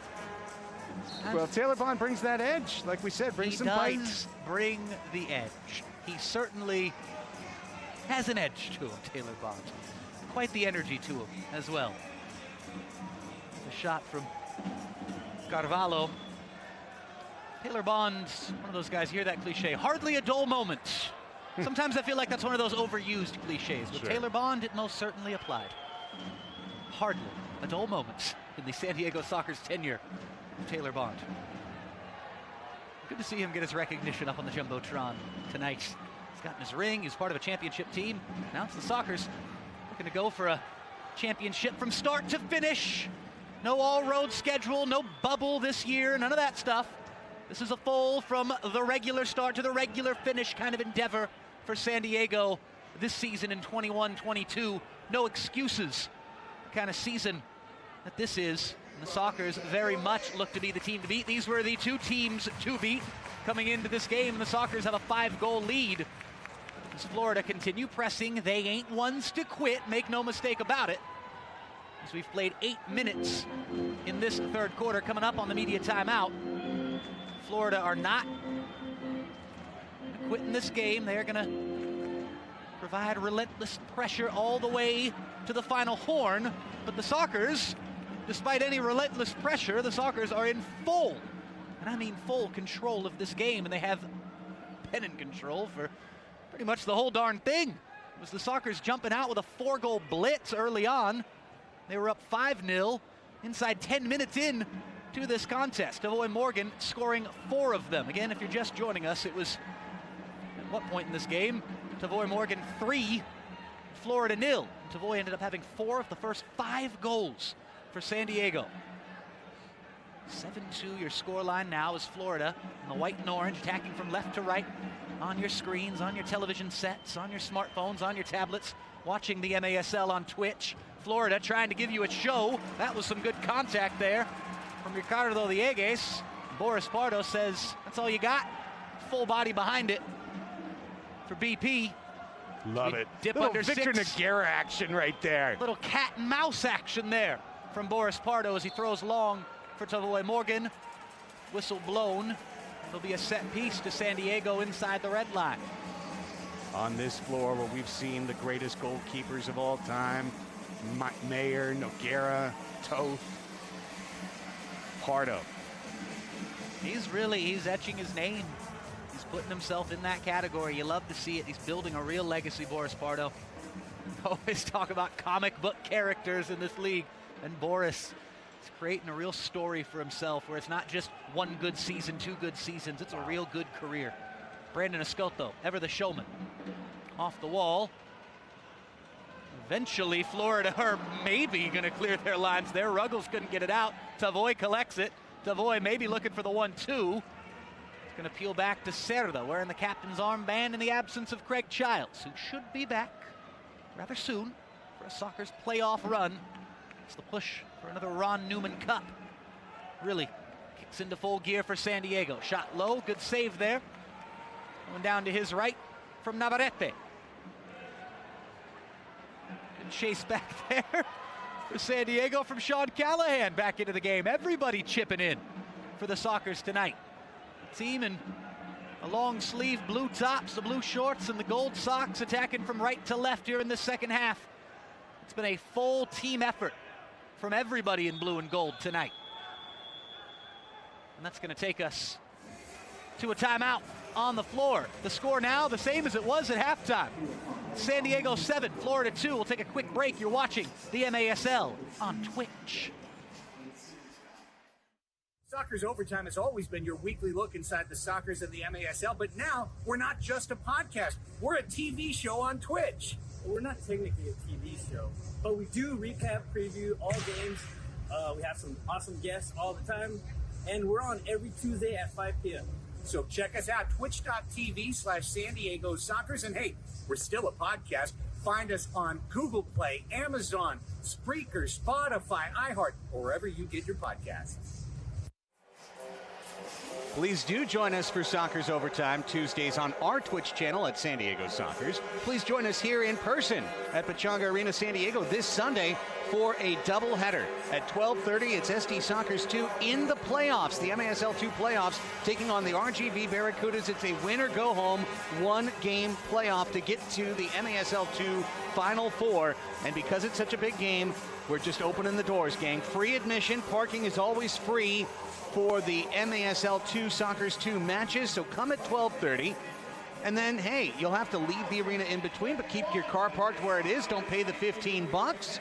Maybe go over to Bay City Brewing or Modern Times and come on back at 5 o'clock for the Sockers and the Ontario Fury. Pick up a Zé Roberto commemorative t-shirt on your way in. Enjoy the Fan Fest down in the parking lot. That's where you can hang out from 3 to 5 at the Fan Fest, and then come on in to see if the Sockers can make it 20 in a row. To make it 19 in a row, they need to win this one, up 7-2, and back to Nate. They most certainly look well on their way to getting that number you bring up there. Just the one blemish this season, that overtime loss at home here to the Ontario Fury. Feels like ancient history. It was way back when. Dallin Cutler has the ball stolen away by Taylor Bond, who goes for the Rabona finish. 1v1 with Boris Pardo. Elaborate, entirely unnecessary, and I'm all for it. I know he missed it, but go for it. Let's have some fun tonight. 2 runners as well that he could have passed to. Rabona. You go. That's what it called for. Taylor Bond. You heard the name. Would have been cooler if it had gone in. Here's Bond with a second bite at the cherry. We'll see if he takes as elaborate of a bite this time. Florida pressing on from 5 goals down. Man. Oh, what a steal. Charlie. Goal. Christian Gutierrez for San Diego. Goal!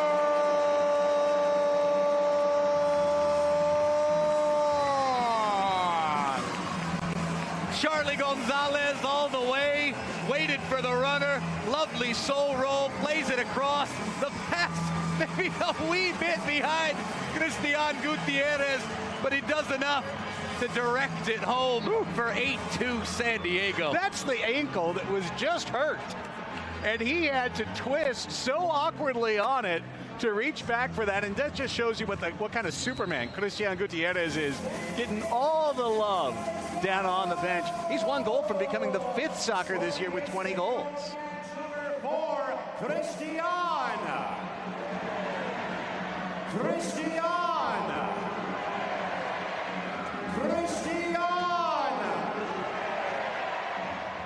Thank you. Love the cries of Gutierrez from the crowd here in San Diego. Pechanga Arena, San Diego, the place to be. No opening night, no Padres baseball when it was supposed to be taking place. Opening day originally scheduled for March 31st. Well, delayed now, but we got you covered. If you really just had to do something on March 31st, $5 tickets, $2 Bud Lights, free parking tonight. Great crowd, almost a couple of grand on hand here inside the grand old arena. It's been a real fun occasion. Vibrant, has that retro kind of feel, harkening back to the glory days, the Wild West days of arena soccer. We're keeping those days alive and well, keeping that style and vibe going here in 2022. San Diego, oh so proud of our arena soccer tradition, our heritage, the beautiful game indoors and outside. And tonight, it's the Sockers waving the flag for SD as there's a shot to the far post. Had a good view of it from up here. Sobrera watches it go wide.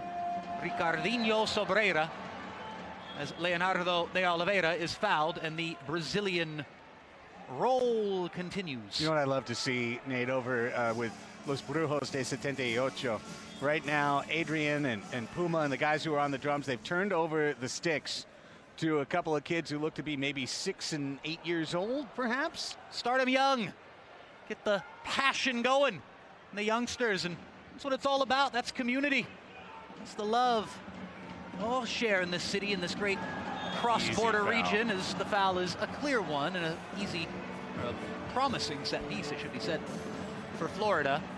Well, this is what the Sockers need to work on, not making dumb fouls, or at least very aggressive fouls, but defending set pieces. So here's another good chance against a great team. See Carvalho and Pino exchanging a little 5 here, and it's Pereira Surregget. Shot always going wide. Boris gets back up and pounces on it like a big old kitty cat. Of course, Pardo says, get on out of here, everybody, and probably short in the end of it, as he was telling everybody to shoot, and he threw to the shortest target there, or the closest target, I should say. Guerrero, not the shortest target. Yeah. Escoto says, excuse me.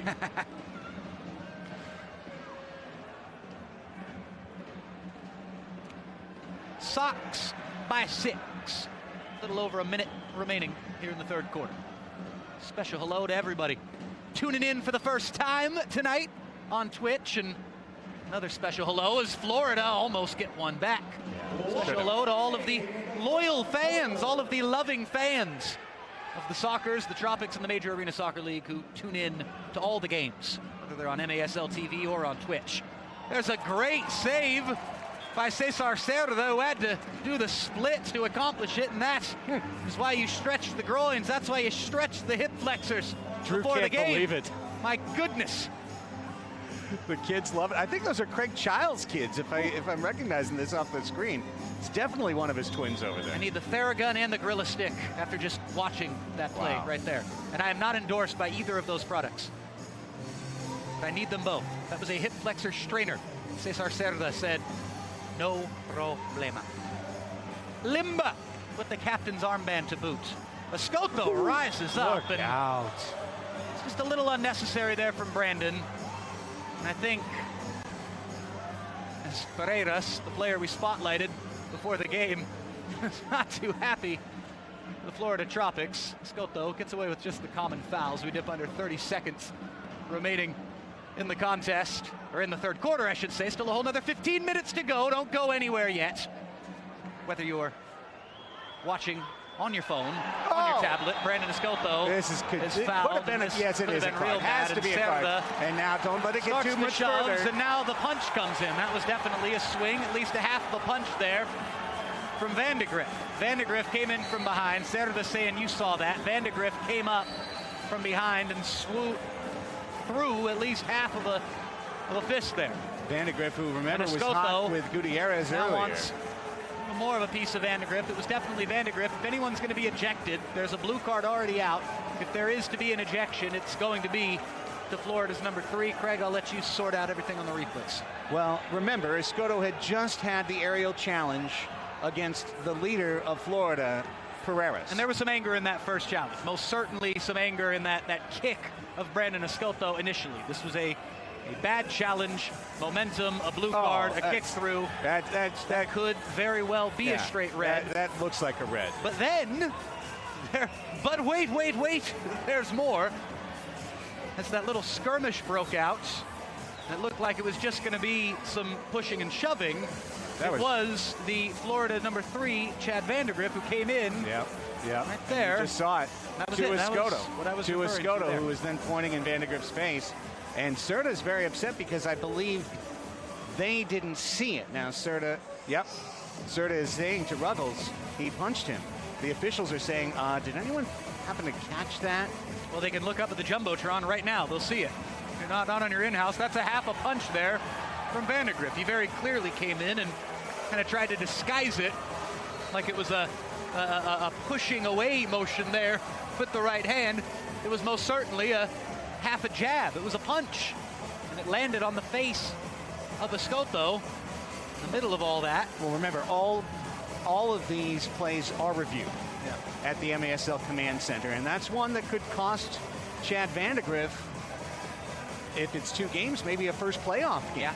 So, you can see Cerda is passionately advocating down on the floor, being a bit of a barrister down there, trying to get a decision and a call made. But it all started, and now we see it one more time. And Van de Griff, he led with a hand. Whether he intended to swing and throw a punch or not, now we've got, I think Cerda just got carded. Let's see what this is. Cerda gets a blue card now. I mean, a blue card should be in the run of play. So I'm pretty confused as to what is happening here. No, Van de Griff is going to the box. Van de Griff only to the box, not to the dressing room. So that's what it is. It's 2 blue cards on Florida at the same time. Should be 5 on 3. Wow, Sockers have no one in the box. Okay. So the original foul. Let's watch it again. Here's blue card number 1. Good dirty play. Lordy, I'm so sorry I know people don't like to hear that, but Anthony Arrico, that is the type of play that's suspendable. There is a blue card for San Diego in the end of it. It's actually Alan Garcia going to the box for San Diego.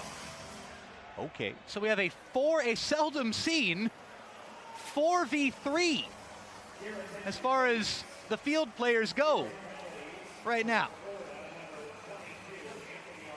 That's just a nasty play. That's a nasty play. And they're going to, by saying unsportsmanlike, Nate, they are making, unsportsmanlike is also the call on Alan Garcia. On Alan Garcia, indeed. They are essentially saying that was not a punch. That's what their official estimation is that's not a punch. Because a punch has to be a straight red. Has to be a straight red. Well, what does Harold Letterman have to say after 3 rounds? Okay, Craig.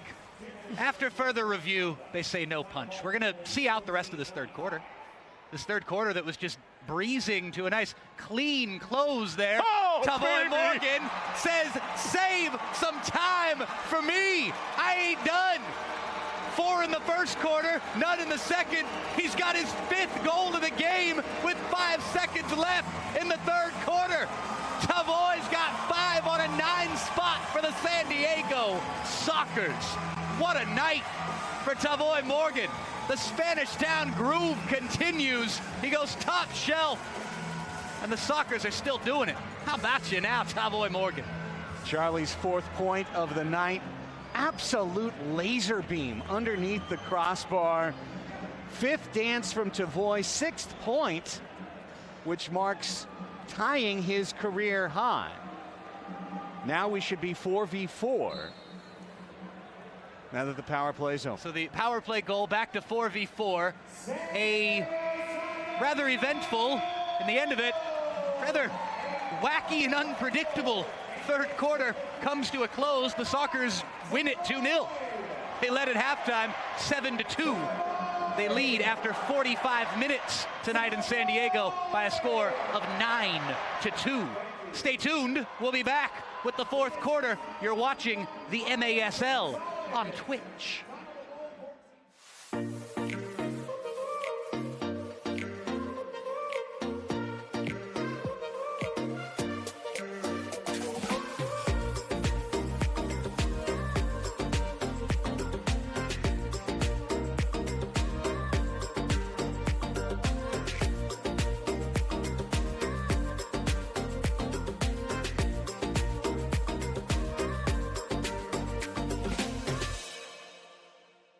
Yeah, thanks, for sure, I'll be there. Hey, wait, hold on. I'm running by the field right now. You're never gonna guess. Dude, Medina's here. I think he's trading for a comeback to the Sockers. What are you talking about? Medina? He retired 2 years ago. He's too old, bro. Oh, dude. You're right, bro. He's too old. Okay, so that barbecue, yeah. Don't wait for the ring. Call your Cairo today. Dr. Corey's office, how can we help you? I got this. Let's get him in. Okay, sounds good, Mr. Medina. We'll see you shortly.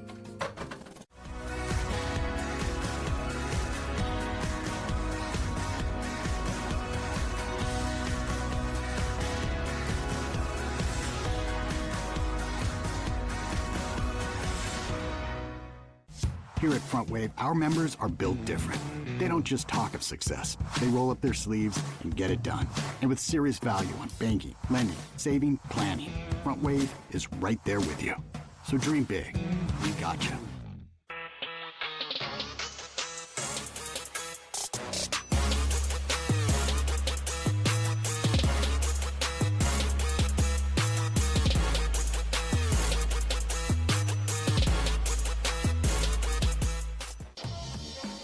Your team.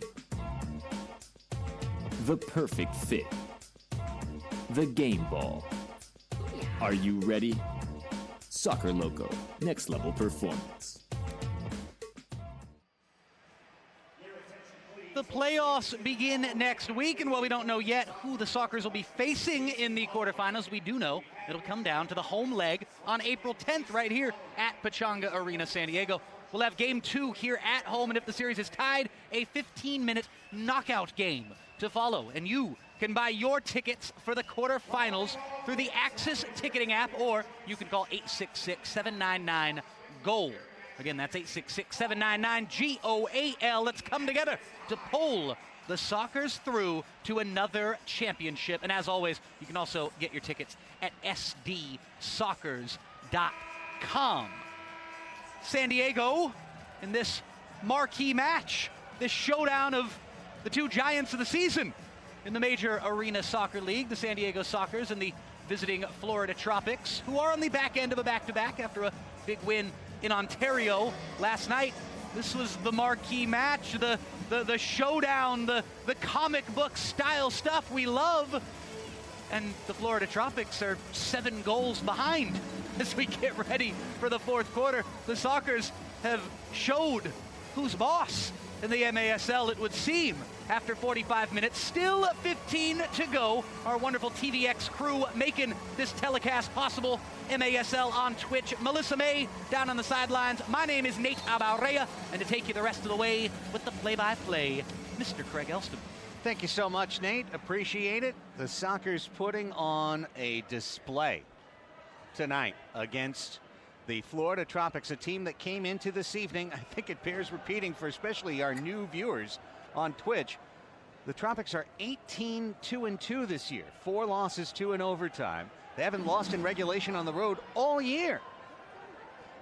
As the ball loose near the crease, the foul is going to go against San Diego. Drew Ruggles tried for the instant restart. And Kia Depina says, hold on a second, as Ruggles is calling for a handball outside the crease in a blue card. Things got super contentious at the end of that third quarter. There's a minute 16 left of 4v4. By the way, 4v4 does not change if a goal is scored. You just keep playing at the even strength. You can't concede a goal your way into a power play. Point being on that. The Tropics would like their second set piece goal of the night. And boy, what a chance they've got, shooting from about 6 feet from the near post. Ruggles will wait. He'll find Carvalho. What a save by Pardo. Big save. Underrated in its excellence. And look at Rojo's burst with Charlie. Rojo, Charlie, goal! The route is on. TJ counter to the pride of Lancaster. Charlie Galazzo's got 2 and 3 tonight. 5-point game, 10-2 lead. Well, it was Charlie Gonzalez. We'll see the initial save from Boris Pardo here. Great reflexes down to his left, and then the counter was on. And Charlie linked up with Cristian Gutierrez when he was through on goal and played the fundamental pass to Cristian. Karma works in wondrous ways as it comes right back to him. In that case, he makes the run, and the ball is played to him to tap in to the empty net. It should be 4v4 nonetheless. The Sockers confused, some of the younger Sockers confused momentarily on that. 10-2. Wow. Knocked me over with a feather with this score, to tell you the honest truth. 10-2. Never saw this coming. 21, Charlie! Charlie! Charlie! Yikes. Elbow out for Sandoval there just a little bit. Wangan checking his ear. Charlie Gonzalez watching as Cristian Gutierrez and Drew Ruggles battled, and now Navarrete will sling it out with the southpaw. Reggett, fourth quarter king. There's now Reggett going face to face with Alan Garcia. I make it Cardenas, pardon me, Cardenas. Blue card shown to both. You know, if the officials have learned a thing or two from games this season, getting a grip on the event before the final few minutes, probably a good idea. Probably a good idea. And I feel, I don't want to jinx it, but I feel like that's what's happening here. So we're going to go 3v3 for 41 seconds? I'm all for it. So these two, ooh, yikes. Knee got up in the nether region. Reggett naturally unhappy. But they were just talking to each other. Of course, you never know when that the lid's gonna pop off the pot there as the pressure builds. So now we get the version of hockey overtime 3v3. I don't remember the last time I ever saw this. This is old like pond hockey overtime when no one's able to score. They just keep taking off a player for each side. Drew Ruggles on Escoto. Talk about big v little. 3v3. Carvalho with Gutierrez on him.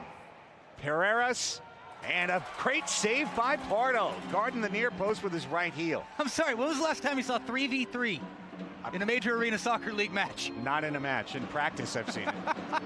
Carvalho, great run there to rescue the ball. It looks so weird. I mean, anyone could be on a breakaway, at any moment. Now we'll go 4v4. Boo! Could we have another simultaneous penalty? We were really enjoying that. Or 3v3. Here's Vandegrift, who is hot under the collar tonight. Saw that big three basketball I've been watching. Just a big fan of 3v3 anything. 1 minute left in this 4v4. Here's Alan Carr with the double step over. Slides it over to Griff. And now Ruggles. Perspective is everything. Now the 4v4 looks crowded.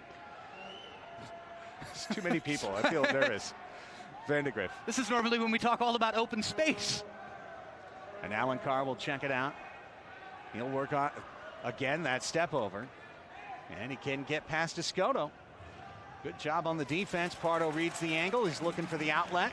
Serta's going to run the post pattern there. Pulled up, and the outlet receiver was Brandon Escoto. I don't even want to think what 5v5 is going to look like. That was 84 years ago. Here's Ruggles in the corner. Morgan adding a big page to his MVP resume tonight with his second 5-goal, 6-point night of the year, and doing so in a huge match against Florida.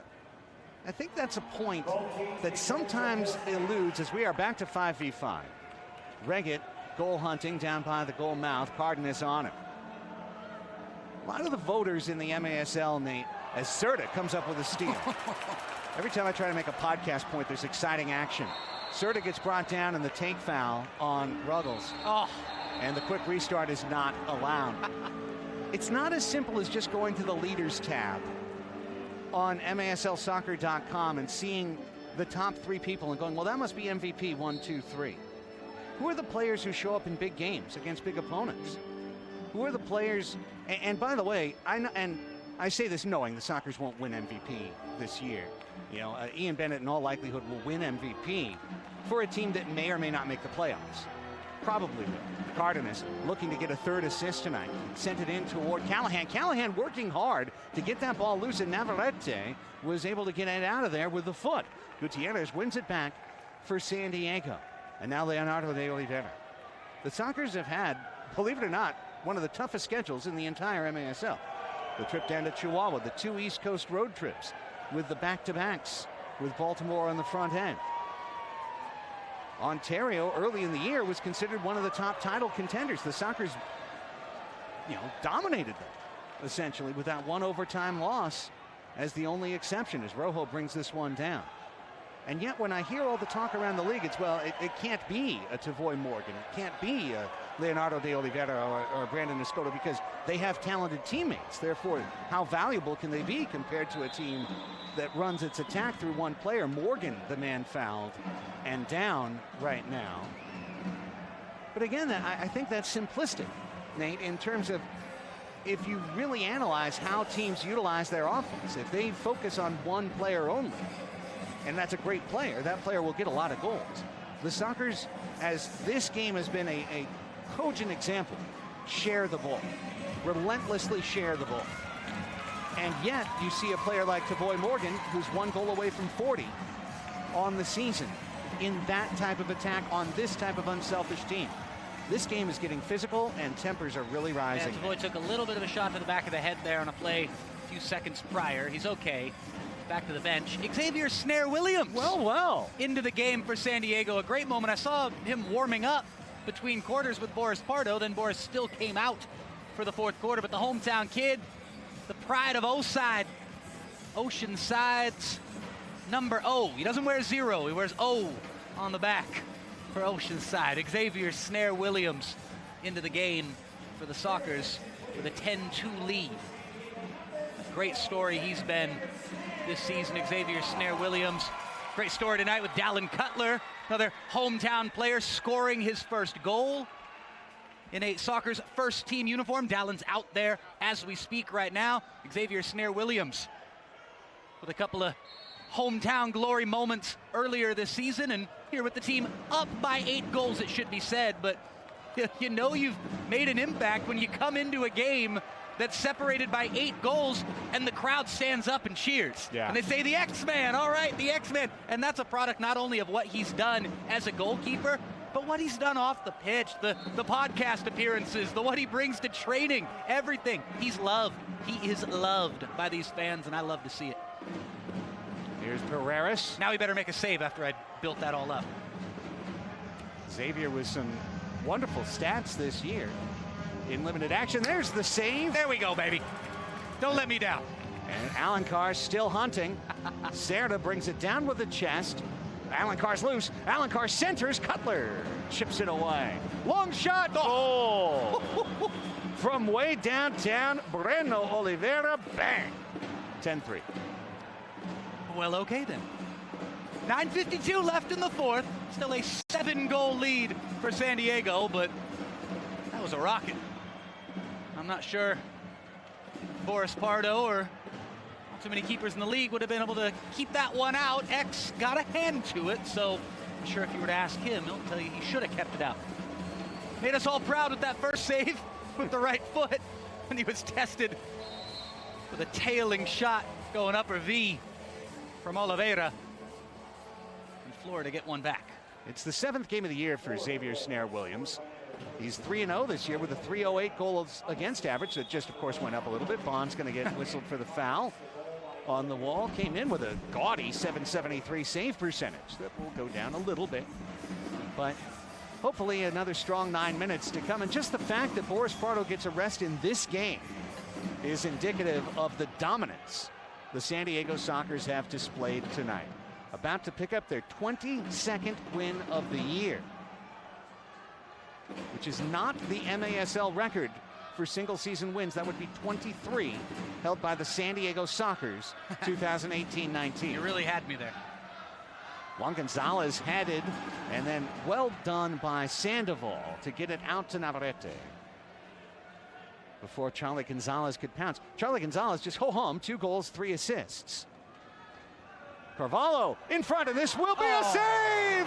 Bond denied as X-Man gets into the X-wing formation on the goal mouth. Taylor. Probably needed to score that. That one off the face of Taylor. Probably. Inadvertently. Christian Gutierrez, 2 goals coming back 2 weeks from a serious ankle injury. Looks like no worse the way. Bond has moved to target forward in this 4th quarter, wanting to score against his ex-team.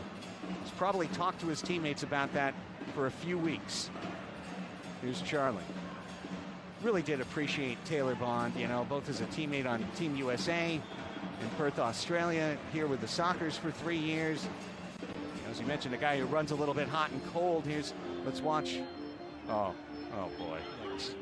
Oh boy. It's easy to see from up here, as he liked to remind me many times. Going for a 2.5 line pass there was the Sockers. Tavoy, who felt hard done on that last foul, he'd love to keep the scoring alive. He's 1 goal from 40. He tried for it and saw a punch save on the back end of his shot. 1 goal from 40. Incredible. What a season. What a season for Tavoy Morgan. Such a fun presence again. I've seen people combine that. You know, you can't just have, you know, the good vibes out there. You can't just be fun to watch. Tavoy's found that proper balance this year. Juan Gonzalez wards the ball away from Xavier as this hops out of bounds and leads us to the media timeout. When we come back, we're going to look at the action to come this weekend in the MASL, because this bracket is far from sorted, especially at the bottom. Who might the Sockers play? How important might Sunday night's match become? We're going to get into it when we come back on MASL Soccer on Twitch.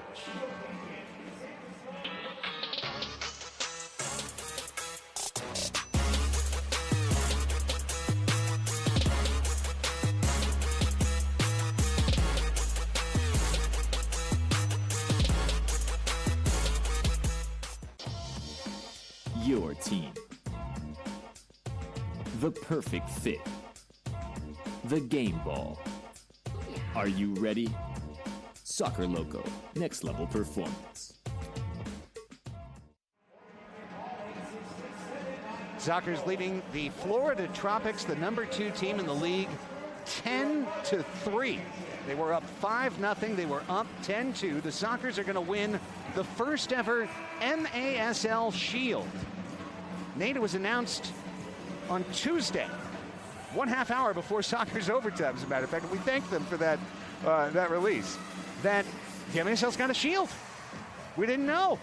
They went to Captain A's Shield Shop And they came away with a silver beauty, which is going to be presented to the Sockers as the regular season champions, the high point winner of the 2021-2022 season. That's a fait accompli now, as Serta kicks this one out with 7:20 left in a 7-goal lead.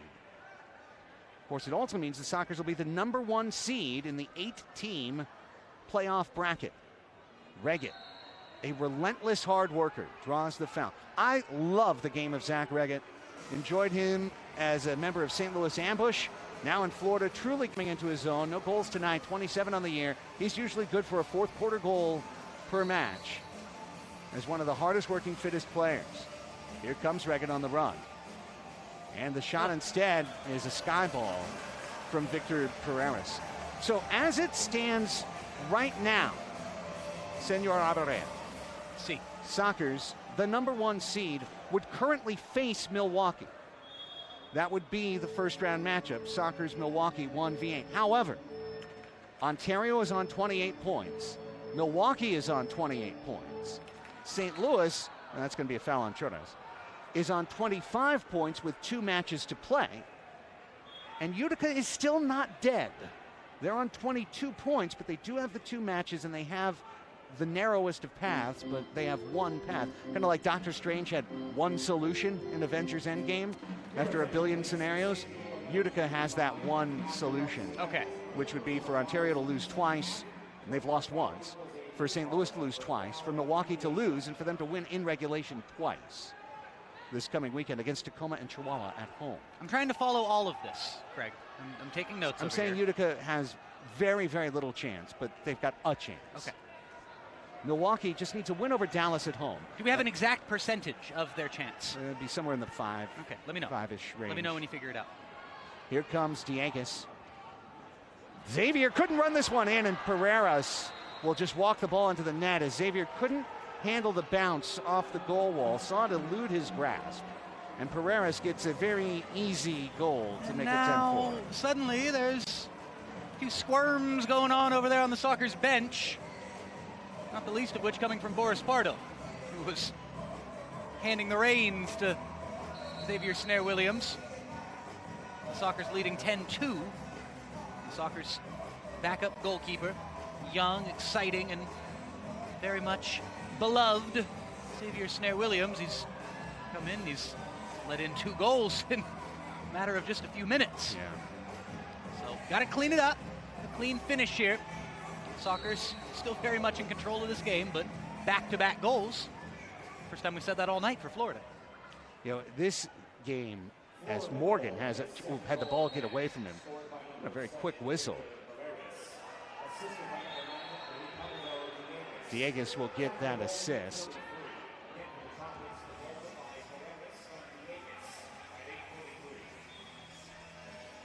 And a 10-4 game. All good. Tropics with the ball, trying to, make it respectable. But the fans who watched from start to beginning on twitch.tv/MASL_soccer know what this game truly was. Here's a Rico. Leaves the ball for the Vandergrift shot that's high and over the net. So Florida's won the quarter so far 2-1. We did mention they are the highest scoring road team in the fourth quarter in the league. They've been dynamite with road comebacks. Just they might probably too much to ask for. I was going to say, they're probably going to add to that number as far as, the high percentage of goals in the fourth quarter. Maybe not win. Here's Carvalho with a runner. Will I speak too soon? Is something real crazy in store? Well, the Sockers need to keep their motivation meter up, too. I mean, they played as lookout Bond.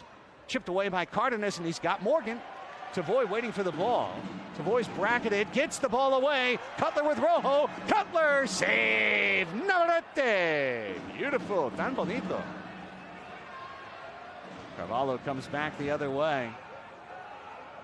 Cutler almost had a 2-goal game. Could have won a bet.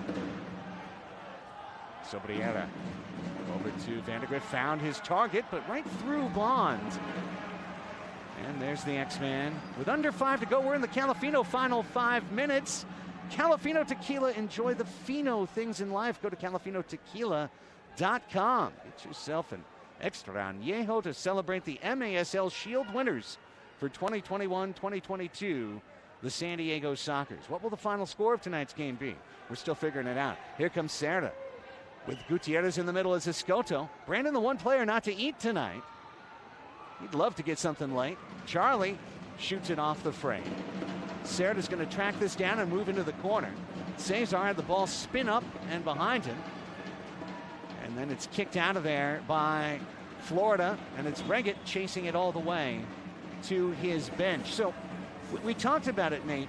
The schedule this weekend, compelling viewing here on Twitch.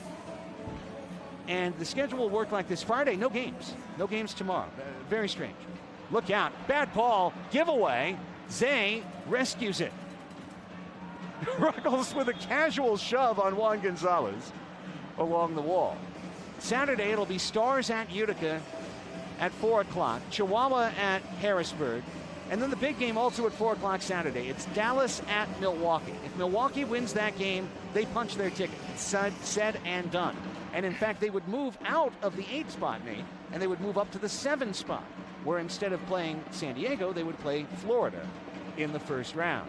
That would move Ontario down to the 8 spot, and it could be a Ron Newman Cup Finals rematch in the first round, but in the 1v8 slot, Sockers v. Ontario, if Milwaukee wins on Saturday. So keep an eye on that. Will Milwaukee win, clinch their playoff spot, and move up from 8 to 7? Just when I put my pencil away, you drop the real nuggets. That's right storyline 1. Okay. Okay, as we go through the schedule. 3:05 left in this match, and the Sockers showing immaculate possession as Zé Roberto works it around. At 5 o'clock on Saturday is the other huge game, and that is Comets at Ambush. Kansas City and St. Louis will play Saturday and Sunday. St. Louis needs 4 points out of those 2 games. So they either need 2 overtime wins or a win and an overtime loss. Of course, they'd rather just get 2 wins, get 5 or 6 points. If they do that, they'll have enough points to go ahead of Ontario, at which point it would be Milwaukee 7, St. Louis 8, Ontario 9, and out of a playoff zone. Here is a blue card that is being shown to Zach Reggett for getting his elbow up on Cesar Serra. Yeah, we see it here again, Craig. And pardon me, it is 23, not 8. Elbow up, indeed. JP Reyes on the blue card. The Orlando native having a blue card to the end of his night. 2:34 left here in the 4th quarter. See if Tavoy Morgan can set a new career high, get a 6th goal, get a 40th of the year. And again,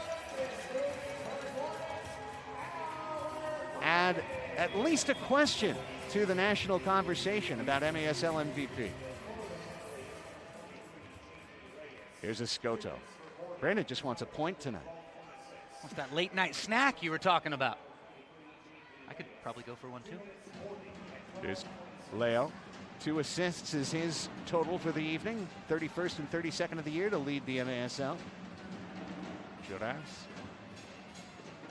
To Leo. Leo to Morgan. Save. Rebound. Keeps it alive. Goal. Cesar Serra. And it's a new career high in points as Morgan gets his 2nd assist. 7th point of the night. Tavoy Morgan. He'll celebrate the assist. He wanted the goal. He almost had it. Goes wide. He couldn't quite contort himself. But the best thing that Tavoy actually did in that sequence there was, wait for it. This is good. This is good. Not this, not this. This right there. Get out of the way. Get the heck out of the way. Tavoy known for the dance moves, and usually it's the dance moves coming after the goal is scored. And on that occasion, it was the dance that came just before the goal was scored. That was crucial. Lovely little shimmy there to avoid contact with the teammate and clear the pathway for El Capitan Cesar Cerda. Makes it 11-4. This one goes to 11, and this streak's going to 19. Pop up in the air. Dallin Cutler gets it away. Ruggles, left-footed toe poke, shot blocked. And another nasty late rake. That one taking Cutler down from Dieguez. Told you about the physicality of Florida. Wow. I mean, I'll just say that one's fair play all the way around. Can we have a clean finish to this game? I would love to see it, my friend. Can we have a clean... No cards, minute no 40. nonsense. No handbags, as they like to say across the pond. You know, the Tropics just wanted to make sure that the Sockers, you know, they're going to leave with 3 points, they're going to leave with the shield, but they wanted to leave them with some bruises, too. And a reminder that Florida doesn't concede. They don't capitulate. No, they're going all the way to the finish, but what that could potentially bring also worries me. As we a meg by Gonzalez. Plenty of late contact. Cutler springs in Zay. Zayzou, what about a goal for you in your retirement year at age 43? He's out there hunting. Why not? Minute 11.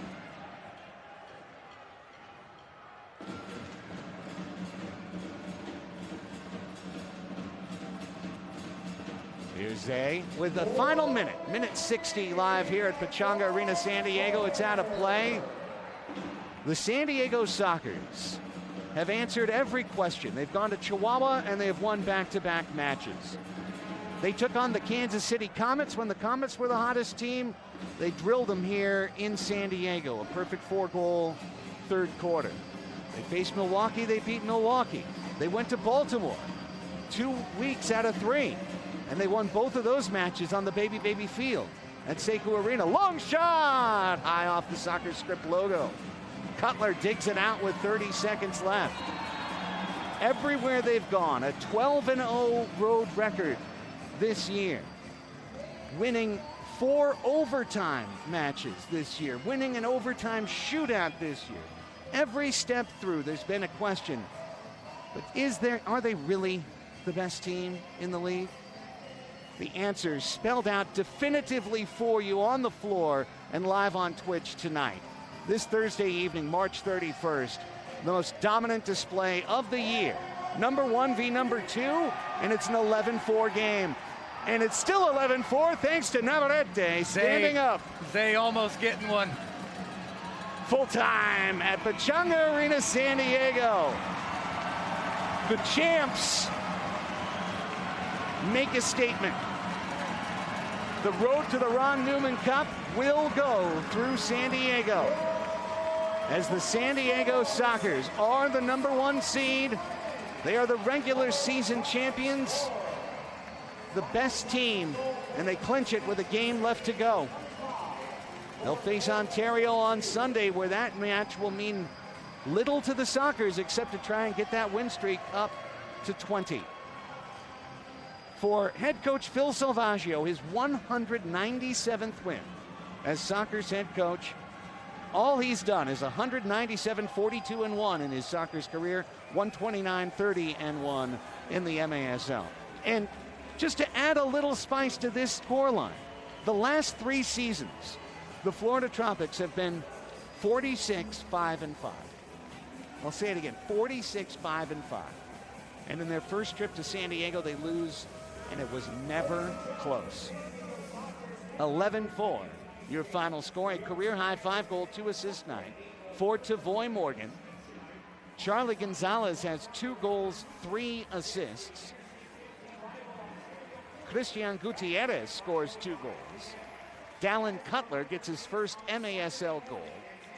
And Cesar Cerda put a cherry on top. San Diego netted twice on the power play in 2 tries. Their league-leading 25th and 26th power plays of the season. It's giggles all the way around and handshakes.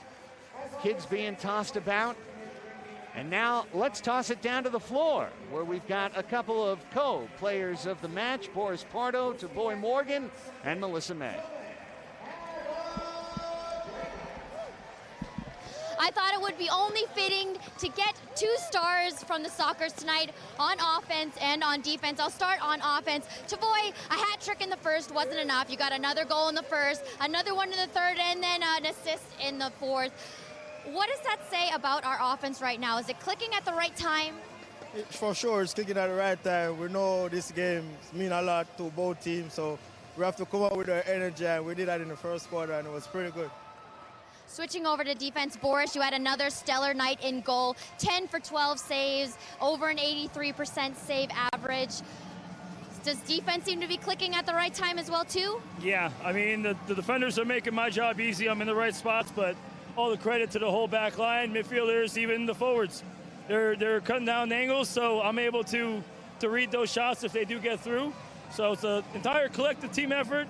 The team, I mean, it's a statement game. We're the best in the league, and that's all I cared. That's all we cared about in the locker room going into this game, and winning the league. So we got to etch our names in history for the first the first shield for the league. But yeah, we wanted to do that tonight. It's playing off of that. With the win tonight against Florida, you have now secured the first MASL Shield to be awarded on April 10th during our quarterfinal playoff game. What does it mean to be the first team to receive that award?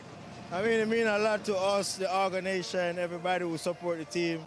And for me, who just came to the team to achieve this, it means a lot, and we just keep working. Now it's time to focus on the playoffs, so we just got it ready and be focused. And Boris, you're a veteran and a leader of this team. How proud are you of this statement win tonight? Very, very proud. How the boys approached it. Absolute professionalism throughout the team, and we came in with one thing in mind, is to win, and that's been the mentality from day one, and we're still not done. And Tavoy, I know you always do a dance at the end. Can we see one last move? Back to you in the booth. Oh, we gotta love it, guys. You gotta love it. The San Diego Sockers 11-4 winners tonight. I missed a Leo assist somewhere along the line there. There it is. I found it. So 3 assists for Leo tonight, up to 33 on the season. The Sockers, again, 22-0-1. Winners of 19 consecutive MASL matches. They've clinched everything they can clinch.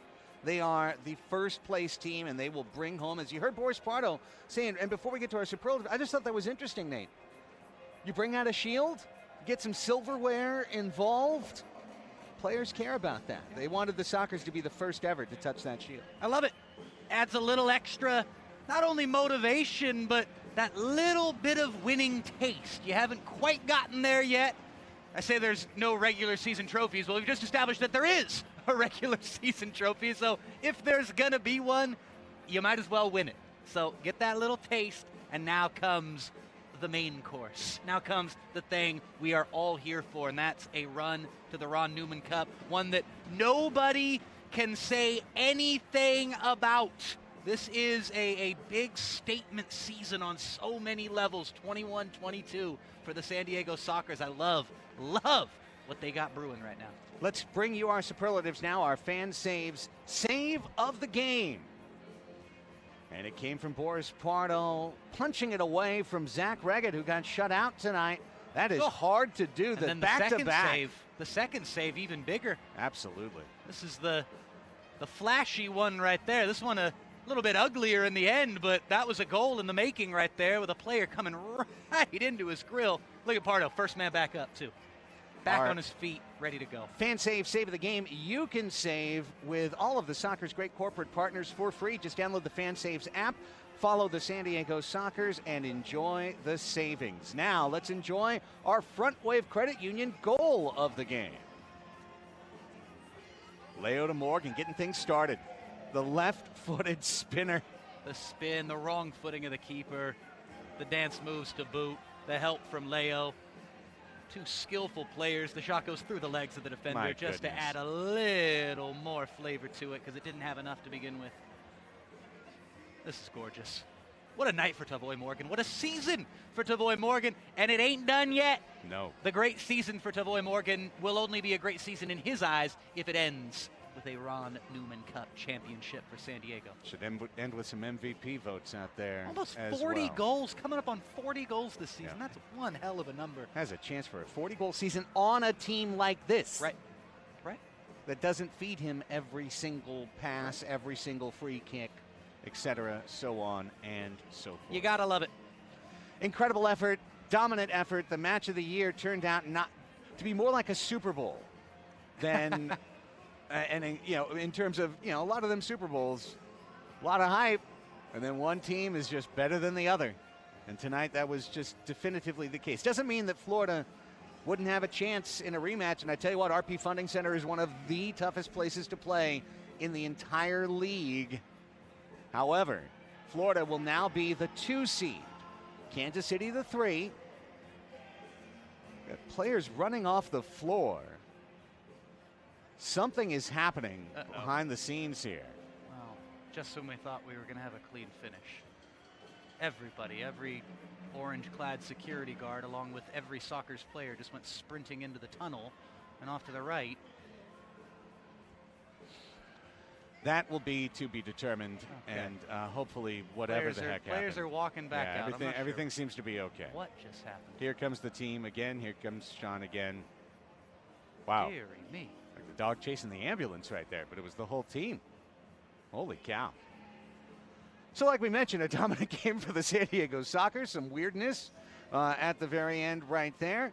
San Diego's back on Sunday in what is looking more and more, and the weekend's results will show it. It will both be the last match of the 21-22 regular season and potentially a must-win game for Ontario to make the playoffs. That's what's still up for grabs. We invite you to enjoy on Saturday and Sunday all the rest of the MASL action here on Twitch on either MASL_soccer or MASL_soccer2. Follow both channels to catch all the action, and then we'll be right back here Sunday with the final game of the regular season, 5:05. 5 o'clock we'll be on the air with Nate, myself, and David Banks is scheduled to join us, former Sockers great, for a 3-man booth as we'll get ready for the Ron Newman Cup playoffs. That'll do it for tonight's match. We want to say special thanks to our crack crew from TVX Sports Video. Executive producers of tonight's broadcast, Ted Bendrick and myself. Lucia Arenas is our director. Randall Sliz, the Slizzer, is our producer and our man on the mic. Camera operators are Reina Orozco, Michael Back, and Emily Speratos. Marilyn Muro is our production assistant. Mark Hattersley on the 1s and 2s, our audio engineer. For Nate Abrea, for Melissa May, Craig Elston saying thanks for making us part of your Thursday night. Final score here. Sockers take a 5-0 lead. Never look back, 11-4. Your final score. The Sockers are the MASL Shield winners for 2021-22. And now, so long from San Diego. We'll talk to you Sunday.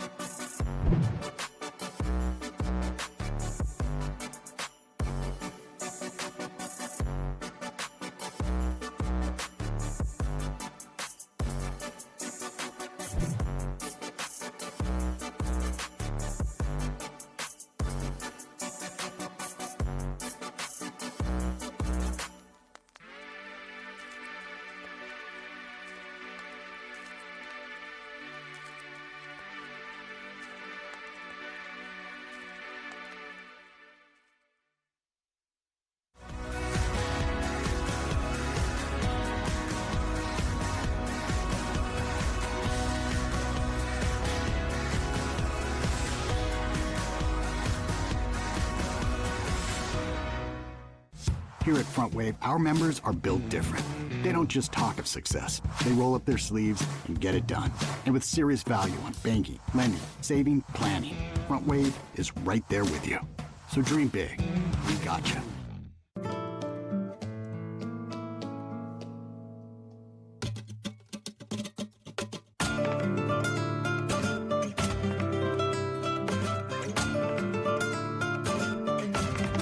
Califino Tequila. Treat yourself to the fino things in life.